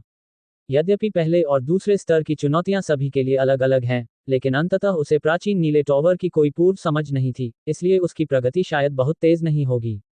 कौन जानता है, वास्तव में उस व्यक्ति के पास ताकत है, कम से कम आपके और मेरे से ज्यादा मजबूत, लेकिन आर्यन प्रदेश युद्ध कला उच्च विद्यालय के पास अंततः सीमित संसाधन हैं, तो भविष्य में उसकी वृद्धि की सीमा कितनी अधिक हो सकती है। यू पवेलियन के एक चुनौती देने वाले ने आह भरी। आर्यन के लिए थोड़ा खेद महसूस कर रहा था। भनभनाहट। तभी पगोडा हॉल के केंद्र में बड़ा कड़ाहा फिर से कंपन करता हुआ लगा और फिर कड़ाहे के सामने रैंकिंग बोर्ड पर पाठ की एक पंक्ति चमक उठी। चुनौती देने वाला आर्यन 3 चुनौती दे रहा है। हे भगवान, इस व्यक्ति ने वास्तव में तीसरा स्तर पार कर लिया। नहीं, समय गलत है। कितना समय हो गया है? 5 मिनट से कम, है ना? मिंगलेई, जो अपना मोड़ने वाला पंखा खोलने और कुछ रंगीन भाषा बोलने ही वाला था, अचानक जम गया। फिर उसे कुछ याद आया। उसने समय देखा और अपने चारों ओर अन्य चुनौती देने वालों को अनिश्चितता से देखा। हे भगवान, ये वास्तव में 5 मिनट से कम था, ठीक 3 मिनट और 12 सेकंड। मून टॉवर के एक चुनौती देने वाले ने अपनी आंखें चौड़ी कर लीं, जैसे कि उसने कुछ भयानक देखा हो। तो लेई पवेलियन का एक चुनौती देने वाला बाकी वाक्य कहना चाहता था, लेकिन फिर एक भी शब्द कहे बिना अपना मुंह काफी देर तक खोले रखा। ये सही है, इतनी तेज समाशोधन गति के साथ आर्यन के चौथे स्तर को पार करने की बहुत संभावना है। इस समय यूपो ने एक गहरी सांस ली, फिर जबरन अपने दिल में सदमे को दबा दिया और बोला, मुझे लगता है यह असंभव है। आर्यन के पास वास्तव में एक 9 सितारा युद्ध सम्राट की युद्ध शक्ति है, और ईश्वर शोधन पैगोडा के बपतिस्मा प्राप्त करने के बाद उसकी ताकत और भी अधिक हो सकती है। उसकी बहुत मजबूत काया के साथ, जो अखाड़े की लड़ाई के लिए भी उपयुक्त है। यही कारण है कि वह तीसरे स्तर को इतनी जल्दी पार करने में सक्षम था। लेकिन मुझे लगता है कि यह उसकी सीमा है। चौथे स्तर को पार करना इतना आसान नहीं होगा। कैंग संप्रदाय के एक चुनौती देने वाले ने सिर हिलाने से पहले एक पल के लिए विचार किया, और उसके शब्दों ने यूपो को छोड़कर सभी को राहत की एक भारी सांस लेने का कारण बना दिया। ये सही है, मैं ये स्वीकार कर सकता हूं कि आप मुझसे अधिक मजबूत हैं, यहां तक कि 9 सितारा युद्ध सम्राट क्षेत्र तक पहुंच गए हैं और तीसरे स्तर को पार कर लिया है। लेकिन 18 साल की उम्र में चौथे स्तर को पार करना, ये 4 महान शक्तियों के इन प्रतिभाशाली लोगों के चेहरे को कहां छोड़ देगा। अध्याय 278 रिकॉर्ड तोड़ना। प्राचीन नीला टॉवर, तीसरी मंजिल। मूल अखाड़ा प्रकाश के कणों में बदल गया था, जिसे एक अजीब वस्तु ने बदल दिया था जो आधा टॉवर, आधा कड़ाहा थी। ये वस्तु घने, घूमते हुए कोहरे से बनी थी, जिसके आधार के रूप में एक कड़ाहा और शीर्ष पर एक टॉवर था। जब आर्यन इस वस्तु को ध्यान से देख रहा था, तो उसने देखा कि आधा टॉवर, आधा कड़ाहा अचानक मानव जैसी चेहरे की विशेषताएं प्रकट करता है और हल्के से आर्यन की ओर तैरने लगता है। चुनौती देने वाले, तीसरे चरण को पार करने पर बधाई। आपको इनाम चुनने का एक मौका मिलता है। तो आप किस तरह का इनाम प्राप्त करना चाहते हैं? आधा टॉवर, आधा कड़ाहा आर्यन के चारों ओर तैरने लगा, मानो उसे देख रहा हो, या शायद उसकी जांच कर रहा हो। आप गू कैंग टॉवर आत्मा हैं। आर्यन ने अपना मनचाहा इनाम बताने में जल्दबाजी नहीं की, इसके बजाय उसने आधे कड़ाहे, आधे टॉवर की इकाई से पूछा। हाँ, ये सच है। मैं गू कैंग टॉवर आत्मा हूँ। तो चुनौती देने वाले, आप किस तरह का इनाम चाहते हैं? आधे टॉवर, आधे कड़ाहे ने थोड़ा सिर हिलाया, उसका स्वर सपाट था, मानो वह किसी भावना से रहित मशीन हो। मैं नवचक्र देव दानव शरीर 9 रेवोल्यूशंस डिवाइन डेमन बॉडी अभ्यास तकनीक की 5वीं, 6ठी और 9वीं परतें प्राप्त करना चाहता हूँ। आर्यन ने एक पल के लिए सोचा और फिर वह बताया जो वह सबसे ज्यादा चाहता था। आपका वर्तमान निकासी स्तर आपके द्वारा मांगे गए नवचक्र देव दानव शरीर के अधूरे खंडों से मेल नहीं खा सकता है। यदि आपके पास कोई अन्य वांछित वस्तु नहीं है, तो मैं बेतरतीब ढंग से संबंधित मूल्य का इनाम जारी करूंगा। आधे टॉवर, आधे कड़ाहे ने थोड़ा सिर हिलाया, सीधे मना कर दिया। तो मुझे कुछ ऐसा दो जो मेरी शारीरिक शक्ति को बढ़ा सके।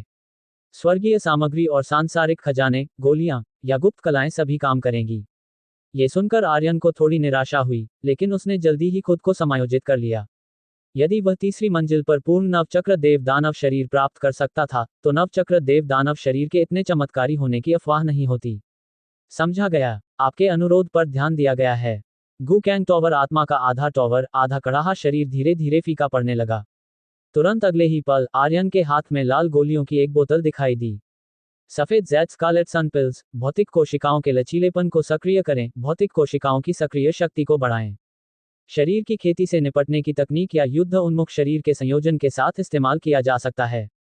खुराक, प्रति खुराक 1 गोली, हर 3 दिन में 1 बार।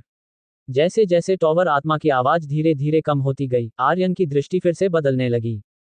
इस बार आर्यन के सामने जो दिखाई दिया वह एक धुंध थी, जो पहले की घूमती हुई धुंध से अलग थी। यह अनगिनत छोटे, टिमटिमाते क्रिस्टल कणों से बना था। चकाचौंध करने वाले और शानदार क्रिस्टल मिस्ट ने आर्यन की आंखों को थोड़ा सिकोड़ दिया, जिससे वह पल भर के लिए अपना ध्यान खो बैठा। फिर उसने एक गहरी सांस ली और सीधे क्रिस्टल मिस्ट में कदम रखा। धुंध के भीतर आर्यन आगे बढ़ा, अपने आसपास के किसी भी खतरे को महसूस करने के लिए अपनी धारणा का विस्तार किया। उसे नहीं पता था कि वह कितनी दूर चला गया था, लेकिन क्रिस्टल मिस्ट थोड़ा पतला हो गया था। हालांकि इन क्रिस्टल कणों के टिमटिमाने की आवृत्ति नियमित होने लगी। क्रिस्टल की चमक आकार और चमक में उतार चढ़ाव के साथ अविश्वसनीय रूप से आकर्षक लग रही थी। क्या ये कोई भ्रम है? आर्यन ने अचानक एक हल्की सी चीख निकाली, फिर अपनी आंखें बंद कर लीं और अपनी आत्मा की शक्ति और विनाश के इरादे को पूरी तरह से मुक्त करना शुरू कर दिया। निश्चित रूप से आर्यन के चारों ओर की क्रिस्टल धुंध को दूर किया जाने लगा, या यूं कहें कि थोड़ा थोड़ा करके नष्ट किया जाने लगा। एक पल के बाद आर्यन ने धीरे से सांस छोड़ी और अपनी आंखें खोलीं। इस समय उसने जो देखा वह क्रिस्टल मिस्ट नहीं था, बल्कि एक विशाल लंबा गलियारा था। गलियारे के अंत में एक लंबी कुल्हाड़ी पकड़े हुए कवच का एक सूट खड़ा था, जो गलियारे के बिल्कुल अंत में दीवार से जुड़ा हुआ था। पहली नजर में यह महज एक सजावट लग रहा था, लेकिन आर्यन को ऐसा नहीं लगता था। इस बात का तो जिक्र ही नहीं कि इस कवच से एक ऐसी आभा निकल रही थी जो केवल एक युद्ध देवता के पास ही होती है। केवल ये तथ्य कि एक शानदार लंबा गलियारा एक कवच के सूट को छोड़कर खाली था, उसे कुछ हद तक भयानक लगा।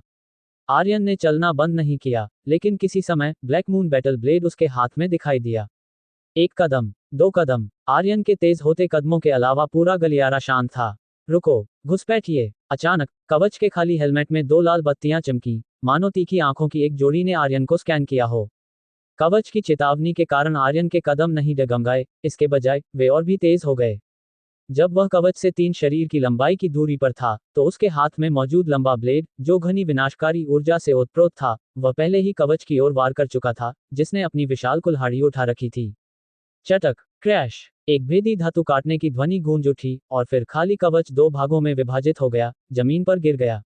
आर्यन ने कटे हुए कवच के अंदर देखा और कुछ नहीं मिला, लेकिन लंबे ब्लेड द्वारा धातु को काटने, मांस को काटने, आत्मा को काटने की अनुभूति वास्तविक थी। उसके वर्तमान ब्लेड इरादे के साथ उसके लिए गलती करना असंभव था। हालांकि इससे पहले कि आर्यन कुछ सोच पाता, उसके सामने का दृश्य फिर से बदल गया। आधा टॉवर, आधा कड़ाही इकाई फिर से प्रकट हुई। इस बार इसके भावहीन, अजीब चेहरे पर आश्चर्य की एक झलक दिखाई दी। चुनौती देने वाले, इस बार आपको किस तरह का इनाम चाहिए? आधा टॉवर, आधा कड़ाही अभी भी अपने गुनगुने स्वर में बोला। पानी की सुगंध, स्वर्गीय सार। इस बार आर्यन ने बिना किसी हिचकिचाहट के अपनी मांग रखी। यह पानी की सुगंध, स्वर्गीय सार, वाटर फ्रेग्रेंस, हेवनली एसेंस वही था जिसकी वाटर आइस मून को आवश्यकता थी। हालांकि वह ठीक से नहीं जानता था कि पानी की सुगंध, स्वर्गीय सार क्या है। वह जानता था कि वाटर आइस मून जिस चीज को हासिल करने के लिए इतनी दूर जाएगी, वह दुनिया में एक दुर्लभ वस्तु होनी चाहिए। अन्यथा कैंग संप्रदाय की शक्ति के साथ इस तरह के प्रतीत होने वाले हताश तरीके का सहारा लेने की कोई आवश्यकता नहीं होगी। गु कैंग टॉवर आत्मा ने थोड़ा सिर हिलाया, और इसका रूप एक बार फिर फीका पड़ गया। मुट्ठी के आकार का ठोस बर्फ का क्रिस्टल, एक अजीब खुशबू छोड़ता हुआ, आर्यन के हाथ में फिर से दिखाई दिया। आर्यन ने उसे अपनी भंडारण अंगूठी में रखने से पहले केवल एक नजर डाली। प्राचीन नीला टॉवर, पहली मंजिल का हॉल। रैंकिंग बोर्ड के चारों ओर जमा हुए 11 चुनौती देने वाले पूरी तरह से गूंगे थे, उनकी पुतलियां सिकुड़ गईं, उनके चेहरे सदमे से भरे हुए थे। कुछ क्षण पहले वे इस बात पर चर्चा कर रहे थे कि आर्यन को चौथी मंजिल से बाहर किए जाने से पहले वह कितने समय तक टिक सकता है। तभी रैंकिंग बोर्ड अचानक फिर से बदल गया। टिमटिमाती सूची में आर्यन का नाम फिर से दिखाई दिया। इसके अलावा इस बार यह अन्य चुनौती देने वालों की तरह केवल एक अधिसूचना नहीं थी, उसका नाम वास्तव में चमकते रैंकिंग बोर्ड पर उकेरा गया था। 11वां स्थान, आर्यन 4। हे भगवान, कोई रास्ता नहीं, क्या प्राचीन नीले टॉवर में कुछ गड़बड़ है? मिंग लेई, जिसने अभी अपना तय करने वाला पंखा खोला था, ने उसे फिर से बंद कर दिया। उसके चेहरे पर डरावनी झलक थी क्योंकि वह आश्चर्य में रोया। गलत, मेरा पैर। प्राचीन नीले टॉवर में कोई समस्या कैसे हो सकती है? अगर वास्तव में कोई समस्या थी, तो क्या आपको लगता है कि हम में से कुछ लोग अभी भी यहाँ सुरक्षित रह सकते हैं? यूपो ने चिढ़कर पलटवार किया। तो मुझे बताओ, आर्यन का नाम अचानक 11वें स्थान पर कैसे आ गया, और इसके आगे 4 भी लिखा है। इसका स्पष्ट अर्थ है कि उसने पहले ही चरण पार कर लिया है, ठीक है। कितना समय हो गया है? जब मैंने दूसरी मंजिल पार की तो मैं इतना तेज नहीं था, धिक्कार है। मिंगलेई ने वापस पूछा, कुछ हद तक हताश। उसे इस बात पर विश्वास करना मुश्किल हो रहा था और यह स्वीकार करना और भी कठिन था कि उसके और आर्यन के बीच की खाई इतनी विशाल हो सकती है। ये सही है। भले ही आर्यन के पास एक 9 स्टार युद्ध सम्राट की शक्ति हो, मैं उसे तीसरी मंजिल पार करने के लिए स्वीकार करूंगा। मैं उस पर चौथी मंजिल पार करने का विश्वास भी कर सकता हूं यदि वह भाग्यशाली हो, लेकिन इतनी गति से यह असंभव है ना? और वह 11वें स्थान पर है। शीर्ष 10 को देखो, किसने 5 मंजिलों को पार नहीं किया है। इसका क्या मतलब है? इसका मतलब है कि चौथी मंजिल को साफ करने में आर्यन की गति सूची के सभी चुनौती देने वालों में पहले स्थान पर है। तुम लोग, ये कैसे संभव है? प्राचीन नीले टॉवर में कुछ गड़बड़ होनी चाहिए। लेई पवेलियन के एक अन्य युवक ने भी बात की, उसका चेहरा सदमे से भरा हुआ था। अध्याय 279, वाइपर सांप राजा। प्राचीन नीले टॉवर की 5वीं मंजिल। आर्यन का दिल उत्साह से जल उठा जब उसने पानी की सुगंध वाले स्वर्गीय सार को अपनी भंडारण अंगूठी में रखा। उसने प्राचीन नीले टॉवर के रहस्य और इनाम प्राप्त करने के इसके लगभग इच्छा पूर्ति वाले तरीके को देखा था। चूंकि गुकैंग टॉवर आत्मा पानी की सुगंध वाले स्वर्गीय सार जैसे खजाने को भी पैदा कर सकती है, जिसे कैंग संप्रदाय के लिए भी प्राप्त करना मुश्किल था। और गुकैंग टॉवर आत्मा ने पहले ये भी स्पष्ट कर दिया था कि ऐसा नहीं था कि नवचक्र देव दानव शरीर के अधूरे खंड नहीं थे, बल्कि आर्यन की चुनौती वाली मंजिल की संख्या उससे मेल नहीं खाती थी। इसका मतलब था कि जब तक आर्यन पर्याप्त मंजिलों को चुनौती देता है, वह निश्चित रूप से नवचक्र देव दानव शरीर को पूरा करने में सक्षम होगा। पूर्ण नवचक्र देव दानव शरीर और इससे भी बेहतर इनामों के बारे में सोचकर आर्यन ने एक गहरी सांस ली, उसकी आंखें चमक उठी। इस समय आर्यन की आंखों के सामने का दृश्य एक बार फिर बदल गया। सरसराहट, सरसराहट। जैसे ही उसने 5वीं मंजिल पर कदम रखा, आर्यन को चारों दिशाओं से सरसराहट की आवाजें सुनाई दी। यह एक कठोर आवाज थी, जैसे कुछ जमीन पर रगड़ खा रहा हो, और बारिश जैसी भी। अगले ही पल आर्यन के पूरे शरीर पर अचानक रोंगटे खड़े हो गए। उसके चारों ओर सरसराहट की आवाजें कुछ और नहीं थीं। वे स्पष्ट रूप से वाइपर लुओ सांप थे, जिनमें से प्रत्येक 3 लोगों जितना मोटा, आश्चर्यजनक रूप से लंबा और लाल भूरे रंग के धारीदार पैटर्न से ढका हुआ था। हे भगवान, क्या ये सांपों का बिल है? आर्यन तनाव में आ गया। इनमें से प्रत्येक वाइपर लुओ सांप के पास एक युद्ध सम्राट की ताकत थी, और वाइपर लुओ सांपों के इतने बड़े पैमाने ने उसे भीतर से डरा दिया। लेकिन जहां वह डरा हुआ था, वहीं वह भयभीत नहीं था। इसके बजाय, इतने सारे वाइपर लुओ सांपों को एक साथ कुंडली मारते, जमीन पर रगड़ते और उसे घेरते हुए देखकर, वह घृणा की एक मजबूत भावना से भर गया। कितना घिनौना है! वाइपर लुओ सांपों के शरीर पर चिपचिपे तरल पदार्थ को देखकर आर्यन को और भी अधिक घृणा महसूस हुई। अपने दिल में घृणा की भावना के साथ, आर्यन की नजर और तेज हो गई। उसके हाथ में ब्लैक मून बैटल ब्लेड पहले से ही झुलसाने वाली लपटों की लहरें छोड़ रहा था, और फिर आग जैसी ब्लेड ऊर्जा की धारियों ने चारों दिशाओं से इकट्ठा हो रहे वाइपर लुओ सांपों पर वार किया। तुरंत आर्यन से बाहर की ओर जलने की एक तेज गंध फैलने लगी। लेकिन लगभग अंतहीन वाइपर लुओ सांपों को एक बार फिर अपने साथियों की जली हुई लाशों पर रगड़ते और आगे आते देखकर आर्यन को लगा कि मारने का ये तरीका बहुत धीमा था, इसलिए उसने बस अपना ब्लैक मून बैटल ब्लेड वापस ले लिया। इसके बजाय, उसने खूबियों को आकार देने एट्रीब्यूट शेपिंग की कला का उपयोग करना शुरू कर दिया। जब बड़े पैमाने पर नुकसान पहुंचाने वाली युद्ध तकनीकों की बात आती है, तो केवल एक चीज जिसका वह उपयोग कर सकता था, वह खूबियों को आकार देना ही था। लेकिन इससे आर्यन ने मन ही मन ये भी तय कर लिया कि इस मामले के खत्म होने के बाद, उसे अपने लिए उपयुक्त बड़े पैमाने पर मारने वाली एक ब्लेड तकनीक बनानी होगी। आखिरकार, वह भविष्य में जिस जगह जाने वाला था, वह सीमा का युद्ध क्षेत्र था। वह जगह एकल लड़ाई या दिखावे के लिए नहीं थी। वहां के दुश्मन आपके साथ दया या नैतिकता की बात नहीं करेंगे। इसके बजाय, वे किसी भी आवश्यक तरीके से आप पर गिरोह बनाकर हमला करेंगे। थंडरफायर ब्लेड लॉर्ड्स। आर्यन की युद्ध तलवार तेजी से नाची, और तुरंत, गड़गड़ाहट और आग के गुण वाले कणों से बना एक विशाल ब्लेड कमल सांपों की लहर की ओर उड़ गया। Boom, judged. बिजली के पैटर्न के साथ मिश्रित आग का एक हिंसक मशरूम बादल आकाश में उठ गया, जिसके बाद एक शॉकवेव आई जो झुलसाने वाले बिजली के कणों को ले जा रही थी और मशरूम बादल से बाहर की ओर फैल गई। जहां से भी शॉकवेव गुजरी, हर जगह जले हुए या बिजली से छिदे हुए वाइपर लुओ सांपों की लाशें थीं। कचरा, जैसा कि उम्मीद थी, इस तरह का बड़े पैमाने पर युद्ध का तरीका तेज है। आर्यन ने खुद से बड़बड़ाया, उसके हाथ फिर से नाचने लगे क्योंकि उसने कुछ और थंडरफायर विशाल कमल बनाए और उन्हें सांपों की लहर की ओर छोड़ दिया। एक पल बाद, आर्यन की दृष्टि में अब एक भी वाइपर लुओ सांप नहीं था, और पूरी 5वीं मंजिल से एक तेज दुर्गंध आ रही थी। लेकिन आधा टॉवर, आधा कड़ाही गुकैंग टॉवर आत्मा दिखाई नहीं दी। इसका मतलब था कि इस 5वीं मंजिल का मूल्यांकन वास्तव में समाप्त नहीं हुआ था। वैसे ये समझ में आता था। हालांकि ये वाइपर लुओ सांप लगभग अंतहीन रूप से झुंड में आए थे, लेकिन वे अंततः केवल एक शुरुआती युद्ध सम्राट की ताकत पर थे। अगर ऐसा मूल्यांकन 5वीं मंजिल पर रखा जाता तो ये बहुत आसान होता। ठीक जब आर्यन अभी भी सोच रहा था कि आगे क्या करना है, आर्यन ने अचानक अत्यधिक ठंडी, खून जैसी लाल आंखों की एक जोड़ी को खुद को घूरते हुए महसूस किया। सनसनी की दिशा में अपना सिर घुमाते हुए उसने खून जैसी लाल खड़ी पुतलियों की एक जोड़ी देखी। पुतलियां क्रूरता से भरी हुई थीं, और उस क्रूरता ने आर्यन को अपने निशाने पर ले लिया था। हिस जली हुई लाशों के ढेर पर खून जैसी लाल खड़ी पुतलियों की वह जोड़ी ऊंची उठी, उनकी ठंडी खून जैसी लाल आंखें आर्यन को घूर रही थीं, और धीरे धीरे उसकी ओर बढ़ रही थीं। आर्यन ने स्पष्ट रूप से देखा कि खून जैसी लाल खड़ी पुतलियों वाला ये प्राणी भी एक वाइपर लुओ सांप था, लेकिन इसका शरीर पिछले वाइपर लुओ सांपों की तुलना में दर्जनों गुना बड़ा था। इसके निचले शरीर पर सुनहरे काले निशान थे, और इसकी विशाल पूंछ एक लट्टू की तरह जमीन पर कुंडलित थी। इसका सांप का शरीर ऊंचा उठा हुआ था, आर्यन को उन ठंडी और क्रूर खून जैसी लाल आंखों से घूर रहा था, मानो कोई दूर रहने वाला सम्राट जमीन पर घुटने टेक कर माफी मांगने वाले किसी गुलाम को घूर रहा हो। एक मध्यम युद्ध देवता स्तर का वाइपर लुओ सांप राजा। बहुत अच्छा, एक ठीक ठाक प्रतिद्वंद्वी। आर्यन ने वाइपर लुओ सांप राजा की जांच की, जो धीरे धीरे पास आ रहा था, अपनी लाल जीभ फड़फड़ा रहा था, उसकी ठंडी, खून जैसी लाल आंखें अभी भी उस पर टिकी थीं। वह बड़बड़ाया। वह अपने सामने इस मध्यम युद्ध देवता स्तर के खूंखार जानवर से बहुत संतुष्ट था। कम से कम, बिना किसी चिपचिपाहट के सूखी और साफ सांप की त्वचा ने आर्यन के पहले के अप्रिय मूड को तुरंत सुधार दिया। वैसे, तुम पहले युद्ध देवता स्तर के खूंखार जानवर हो जिसका मैंने सामना किया है। मुझे उम्मीद है कि तुम मुझे निराश नहीं करोगे। आर्यन ने अपनी लंबी तलवार पकड़ी, उसकी आंखें चमक रही थीं, उसके लड़ने का इरादा विस्मयकारी था। एक मध्यम युद्ध देवता स्तर का खूंखार जानवर हर जगह खजाना था। इसकी सांप की त्वचा अकेले उच्च श्रेणी के मुलायम कवच, आंतरिक कवच, और यहां तक कि जूते और दस्ताने जैसे हथियारों और बचाव उपकरण बनाने के लिए उत्कृष्ट सामग्री थी। इसके साथ मध्यम युद्ध देवता स्तर के सांप राजा का सार रक्त, मांस, और वह कीमती सांप का पित्त, सभी ने निस्संदेह आर्यन को असाधारण रूप से ललचाया था। और वाइपर लुओ सांप राजा आर्यन की उत्साही टकटकी से चौंका हुआ लग रहा था, मानो उसने भोजन देख लिया हो।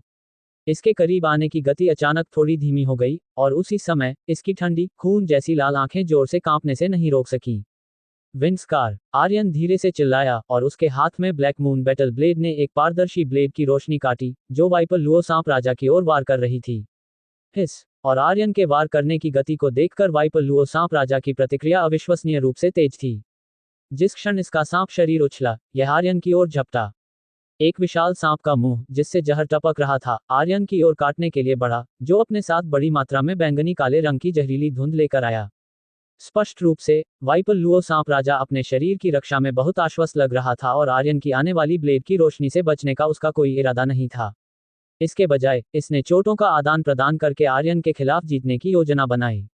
बेशक, वाइपर लुओ सांप राजा ये भी जानता था कि यह प्राचीन नीले टॉवर के अंदर था, और प्राचीन नीले टॉवर के प्रतिबंधों के साथ, यह आर्यन को नहीं मार सकता था, अधिक से अधिक, यह उसे घायल कर सकता था। लेकिन उसे घायल करने में सक्षम होना काफी था। खूंखार जानवर की ठीक होने की क्षमता और शारीरिक रक्षा के साथ, फायदा केवल उसके पक्ष में बढ़ता ही जाएगा। लेकिन क्या स्थिति वास्तव में उम्मीद के मुताबिक सामने आएगी? उत्तर नहीं था। एक पवन ब्लेड ऊर्जा ने वाइपर लुओ सांप राजा के विशाल शरीर पर वार किया, और तुरंत, घने तराजू अचानक अपनी दरारों से खुल गए, जिससे एक घाव बन गया। ये घाव लगातार चौड़ा होता गया, और फिर उस दरार से गाढ़े लाल बैंगनी खून की धाराएं बहने लगीं। हिस वाइपर लुओ सांप राजा ने एक दर्दनाक फुफकार छोड़ी, मानो उसे अत्यधिक दर्द का सामना करना पड़ा हो। वह घाव जो ठीक होने वाला था, बार बार फटता रहा, ठीक होता रहा और फिर से फटता रहा। ये विंड रोलिंग थंडर स्कार की पवन ब्लेड तकनीक थी। यह एक ब्लेड तकनीक युद्ध कौशल था जिस पर आर्यन ने शोध किया था, विशेष रूप से मजबूत उपचार क्षमताओं वाले विरोधियों से निपटने के लिए। बेशक, ऐसा इसलिए भी था क्योंकि आर्यन का इरादा इस वाइपर लुओ सांप राजा को सुरक्षित वापस ले जाने का था। अन्यथा, वाइपर लुओ सांप राजा का स्वागत करने वाली पहली चीज, विंड स्कार नहीं, बल्कि विनाश के इरादे वाली एक ब्लेड तकनीक होती। अध्याय 280 पूर्ण नव परिवर्तन दैवीय और राक्षसी शरीर। घायल होने पर, वाइपर लुओ स्नैक किंग ने अपनी लंबे समय से जमा हुई क्रूरता को प्रज्वलित कर दिया, और लगातार आर्यन की ओर कुंडलित होने लगा। यदि Aryan viper Luo snake king के इस हमले में उलझ जाता, तो वह मरता नहीं, लेकिन वह निश्चित रूप से गंभीर रूप से घायल हो जाता। आखिरकार, ये युद्ध देवता स्तर का एक जानवर था, जिसे राजा की उपाधि दी गई थी। हालांकि अद्वितीय स्वर्गीय प्रतिभाओं की युद्ध तकनीकों के कई अवलोकनों और कई बपतिस्मा से गुजरने के बाद उसकी 5 इंद्रियों के साथ उसके साथियों की तुलना में कई गुना अधिक मजबूत होने के कारण आर्यन की आंदोलन तकनीक पहले से ही युद्ध देवता स्तर के लोगों के बीच भी उत्कृष्ट मानी जाती थी। इसलिए जिस क्षण वाइपर लुओ स्नैक किंग ने उसे लपेटा, आर्यन ने अपने हाथ में ब्लैक मून बैटल ब्लेड को वाइपर लुओ स्नैक किंग की ओर घुमाया। धमाका। हिस। Black moon battle blade viper Luo snake king के शरीर पर लगा और सुन्न कर देने वाले झटके ने आर्यन के हाथों को थोड़ा कंपा दिया। वाइपर लुओ स्नैक किंग जिस क्षण ब्लैक मून बैटल ब्लेड से टकराया, उसने एक दर्दनाक विलाप किया। एक बार प्रहार करने के बाद आर्यन ने अपनी मुद्रा को थोड़ा समायोजित किया और बेतहाशा ब्लैक मून बैटल ब्लेड को फिर से वाइपर लुओ स्नैक किंग की ओर घुमाया। यद्यपि वाइपर लुओ स्नैक किंग चुस्त था, लेकिन उसका शरीर चकमा देने के लिए बहुत विशाल था और केवल एक क्षण बीता। उसका शरीर, जो सिर उठाकर ऊंचा किया गया था, अब लगातार प्रहारों के बीच जमीन पर गिर गया था। हालांकि इस दृश्य को देखकर आर्यन ने आराम नहीं किया, इसके बजाय उसने भीतर ही भीतर उपहास किया और उसका पूरा शरीर भारी हो गया। ये प्रहार सीधे वाइपर लुओ स्नैक किंग के लटकते हुए सिर पर लगा। वाइपर लुओ स्नैक किंग, जिसका इरादा मृत्यु का नाटक करने और आर्यन के बचाव कम होने पर अचानक हमला करने का था, उसकी खून लाल आंखों में चालाकी और हत्या के इरादे की एक झलक दिखाई दी, इससे पहले कि वे वापस घूम जाएं, और उसने पूरी तरह से सांस लेना बंद कर दिया। हे, तुम्हें हराना वाकई मुश्किल है, लेकिन इस तरह की पिटाई प्राणपोषक है, हालांकि यह वास्तव में मेरे हाथों को हिला देती है। आर्यन बड़बड़ाया, उसकी आंखें चमक उठी जब उसने विशाल वाइपर लुओ स्नैक किंग को पकड़ा और उसकी लाश को काटना शुरू कर दिया। उसने मूल रूप से वाइपर लुओ स्नैक किंग की लाश के मूल्य को अधिकतम करने के लिए ही काटने से प्रहार करने में बदलाव किया था। अब ऐसा लग रहा था कि उसका फैसला सही था। नर्म लेकिन सख्त काले सोने के सांप की त्वचा को देखकर और त्वचा के नीचे निहित बड़ी मात्रा में जानवर के सार रक्त को देखकर उसका दिल धड़कने लगा। सांप के टेंडन, सांप के पित्त और अत्यधिक जहरीले सांप के नुकीले दांतों का तो जिक्र ही नहीं। वाइपर लुओ स्नैक किंग को काटने और सब कुछ इकट्ठा करने के बाद गुकान टॉवर स्पिरिट, एक आधा टॉवर आधा कड़ाही इकाई, फिर से उभरी। उसकी आंखें थोड़ी फड़क रही थीं। 9 परिवर्तन दैवीय और राक्षसी शरीर का अंश। आर्यन, जो पहले ही 2 बार गुकान टॉवर स्पिरिट को देख चुका था, इस बार टॉवर स्पिरिट के बोलने की प्रतीक्षा किए बिना पहले बोला, मंच को साफ करने के लिए आपका इनाम 9 परिवर्तन दैवीय और राक्षसी शरीर के अंश से मेल खाने के लिए पर्याप्त नहीं है। गुकान टॉवर स्पिरिट इस बार सीधा था, अपना सिर हिलाते हुए, और सीधे मना कर दिया। तो चलिए इसे एक युद्ध ब्लेड में बदल देते हैं। आर्यन फिर बोला। ब्लैक मून बैटल ब्लेड पहले से ही उसकी युद्ध लय के साथ बने रहने के लिए संघर्ष कर रहा था। ठीक है, चैलेंजर। गुकान टॉवर स्पिरिट की आकृति धीरे धीरे फिर से फीकी पड़ गई। इस बार आर्यन के हाथ में एक विशाल, पूरी तरह से काला बैटल ब्लेड दिखाई दिया। लेकिन जबकि इसे बैटल ब्लेड कहा जाता था, यह एक विशाल ब्रॉड ब्लेड चाकू की तरह लग रहा था। हालांकि इस ब्रॉड ब्लेड चाकू का ब्लेड तेज नहीं लग रहा था, इसके बजाय ब्लेड की रीढ़ की तरह इसने कुंदता की तीव्र भावना दी। और इसका मोटा ब्लेड, इसके विशाल और भारी वजन के साथ, किसी को भी यह महसूस कराता था कि इस चाकू का उपयोग करने का सही तरीका काटना नहीं, बल्कि थप्पड़ मारना या प्रहार करना था। क्या ऐसा हो सकता है कि गुकान टॉवर स्पिरिट ने सोचा कि मेरी ब्लेड तकनीक केवल स्विंग करने और प्रहार करने के बारे में थी? इस क्षण आर्यन के दिमाग में अचानक एक बेतुका विचार आया। लेकिन जैसे ही यह विचार आया, उसे तेजी से लगा कि वास्तव में ऐसा ही था। पवित्र बकवास, मुझे रिफंड चाहिए। खराब समीक्षा। आर्यन अचानक खाली चौथी मंजिल पर चिल्लाया। हालांकि गुकान टॉवर स्पिरिट प्रकट नहीं हुआ। कुछ सेकंड प्रतीक्षा करने के बाद आर्यन का मुंह फड़क गया और वह मदद नहीं कर सका, लेकिन आह भरी नए अधिग्रहित बैटल ब्लेड को दूर रख दिया। यद्यपि यह ब्लेड थोड़ा अजीब था, चाहे सामग्री के संदर्भ में हो या उसके शरीर से निकलने वाली शक्ति के संदर्भ में, ये ब्लैक मून बैटल ब्लेड की तुलना में कहीं अधिक था।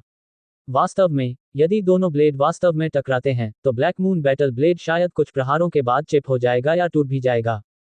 कोई बात नहीं, ये ब्लेड शायद युद्ध के मैदान में और भी अधिक प्रभावी होगा। यद्यपि उसने मौखिक रूप से इसे एक खराब समीक्षा दी और रिफंड चाहता था, आर्यन इस ब्लेड से काफी संतुष्ट था। ब्लेड का किनारा तेज नहीं है। एक उत्कृष्ट ब्लेड मास्टर के लिए ये बिल्कुल भी कोई समस्या नहीं है। ब्लेड आभा और ब्लेड इरादे दोनों को प्रकट किया जा सकता है। इन शीर्ष ब्लेड मास्टर्स के हाथों में पेड़ की शाखाएं और गिरे हुए पत्ते भी ब्लेड के रूप में काम कर सकते हैं। उसी समय प्राचीन एजियोर टॉवर की पहली मंजिल के हॉल के अंदर 4 महान शक्तियों के 11 चुनौती देने वाले अब पूरी तरह से गूंगे थे। लीडरबोर्ड पर लगातार चमकती और बदलती रैंकिंग को कोरी आंखों से घूर रहे थे। तीसरा स्थान आर्यन 5 और यू शिंगटोंग, जो मूल रूप से तीसरे स्थान पर थे, अब चौथे स्थान पर आ गए थे। चौथा स्थान यू शिंगटोंग 5।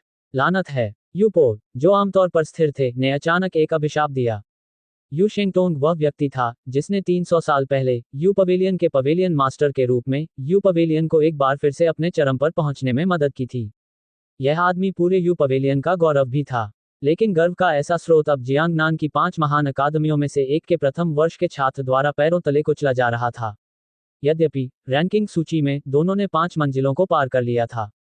हालांकि ये स्पष्ट था कि आर्यन तेजी से गुजरा था और प्राचीन एजोर टॉवर द्वारा अधिक मान्यता प्राप्त थी। पवित्र बकवास, क्या आर्यन गॉड 1 और सीनियर शुइये को पकड़ने जा रहा है, जो पहले और दूसरे स्थान पर हैं? मिंगलेई का फोल्डिंग पंखा किसी समय फिर से खुल गया था, लेकिन 1 सेकंड बीतने से पहले उसने इसे फिर से बंद कर दिया, इस कार्रवाई को दोहराते हुए स्पष्ट रूप से अपने आंतरिक घबराहट और उत्तेजना को प्रकट किया। मुझे नहीं पता। यूपो ने एक गहरी सांस ली, एक जटिल अभिव्यक्ति के साथ अपना सिर हिलाया। चूंकि उनके यू पवेलियन के नायक का रिकॉर्ड आर्यन ने तोड़ दिया था, इसलिए उन्हें उम्मीद थी कि आर्यन कुछ और रिकॉर्ड तोड़ सकता है और शीर्ष पर भी पहुंच सकता है। और इस ऐतिहासिक घटना के गवाह के रूप में यह उसे विशेष रूप से गौरवशाली बना देगा। बेशक वह अकेला नहीं था जो इस तरह सोच रहा था। हालांकि जबकि कैंग संप्रदाय के 2 लोगों ने अपने दिलों को धड़कते हुए महसूस किया, वे असाधारण रूप से संघर्ष में भी थे। एक ओर वे कैंग संप्रदाय की गरिमा को संरक्षित करना चाहते थे, दूसरी ओर वे व्यक्तिगत रूप से एक नए रिकॉर्ड और चमत्कार के जन्म को देखना चाहते थे। ऐसी परस्पर विरोधी भावनाओं के कारण उपस्थित सभी 11 स्वर्गीय प्रतिभाओं के दिल धड़कने लगे और उनके नथुने में उनकी सांस भी थोड़ी तेज हो गई। लानत है, मेरे लिए एक रिकॉर्ड बनाएं। यदि आर्यन प्राचीन एजोर टॉवर के रिकॉर्ड को तोड़ सकता है, तो मैं, मिंगलेई, अब से आर्यन से पूरी तरह से आश्वस्त हो जाऊंगा, उसे एक आदर्श के रूप में मानूंगा और मैं अपनी बात से कभी पीछे नहीं हटूंगा। मिंगलेई ने अचानक अपने हाथ में तय करने वाले पंखे को कुचल दिया और दहाड़ा, उसकी आंखें खून से लाल हो गईं। उसके प्रकोप ने दूसरों को चौंका दिया, लेकिन चुनौती में रिकॉर्ड तोड़ने वाले आर्यन के लिए उनकी प्रत्याशा और भी मजबूत हो गई। प्राचीन एजोर टॉवर, 6ठी मंजिल। ये पूरी तरह से अंधेरा स्थान था। इतना अंधेरा था कि प्रकाश की एक भी किरण नहीं थी। यहां तक कि जब आर्यन ने अग्नि विशेषता कणों और बिजली विशेषता कणों को छोड़ा, तो वह इस अंधेरे स्थान को रोशन नहीं कर सका। लेकिन वह अग्नि विशेषता कणों की उपस्थिति को महसूस कर सकता था। इसका मतलब था कि यह पूर्ण रूप से अंधेरा स्थान चुनौती देने वालों को उनकी दृष्टि से पूरी तरह से वंचित कर देता है। इस पर आर्यन ने ठंडी हवा की एक गहरी सांस ली और केवल इस टॉवर के रहस्य पर आश्चर्यचकित हो सका। किस तरह का अस्तित्व अनजाने में उसे उसकी दृष्टि से वंचित कर सकता है। हालांकि जहां आश्चर्य था, वहां कोई डर नहीं था। ऐसा कहा जाता है कि जिस क्षण कोई प्रकाश खो देता है, उसका अवचेतन भय में पड़ जाता है। यहां तक कि 90% से अधिक मार्शल कलाकार अपनी युद्ध शक्ति का 80% खो देंगे, और यहां तक कि युद्ध देवता स्तर के व्यवसायी भी अपवाद नहीं थे। लेकिन आर्यन उन 90% में से नहीं था, क्योंकि देंटियानमेंग गुप्त तकनीक के साथ उसकी आत्मा की शक्ति अभूतपूर्व थी, यहां तक कि समकालीन युद्ध देवता स्तर के अभ्यासियों के बीच यकीनन सबसे मजबूत थी। और उसकी आत्मा की शक्ति ने उसकी 5 इंद्रियों को और भी तीव्र बना दिया। इसलिए भले ही उसने अपनी दृष्टि खो दी हो, उसकी सुनने की क्षमता, उसकी गंध, और यहां तक कि 6ठी इंद्री, हृदय की आंख, जो सूक्ष्म रूप से बनने लगी थी, ने उसे प्रकाश खोने के बाद सामान्य मार्शल कलाकार से अलग काम करने की अनुमति दी। दूसरे शब्दों में, ये चरण वास्तव में आर्यन के लिए और उन अंधे मार्शल कलाकारों के लिए और भी सरल था जो बचपन से ही अंधेरे के अभ्यस्त थे, 4थी मंजिल की तुलना में।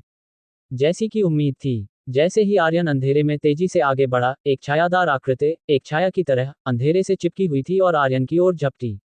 डिंग! आर्यन ने बिना अपना सिर घुमाए अपनी ब्लैक मून बैटल ब्लेड खींची, हमलावर के प्रहार को पीछे के जोर से रोक दिया। ओह! धमाका! हमलावर प्रतिक्रिया कर पाता, केवल आश्चर्य की ध्वनि निकालने के बाद, आर्यन ने पतली बांह पकड़ ली और उसे सीधे जमीन पर घुमा दिया, जिससे एक बड़ा विस्फोट हुआ। एक प्रहार करने के बाद आर्यन नहीं रुका, इसके बजाय वह पतली बांह पकड़ता रहा और उसे घुमाता रहा। लगभग दर्जनों झूलों के बाद, यह महसूस करते हुए कि उसके सामने का छोटा शरीर मुश्किल से सांस ले रहा था, आर्यन अंततः रुक गया और जमीन पर गिरे हुए छोटे शरीर पर कदम रखा। इस क्षण अंधेरा पूरी तरह से गायब हो गया और आर्यन की दृष्टि ने अपनी चमक वापस पा ली। उसके पास गुकांग टॉवर स्पिरिट पहले ही प्रकट हो चुका था।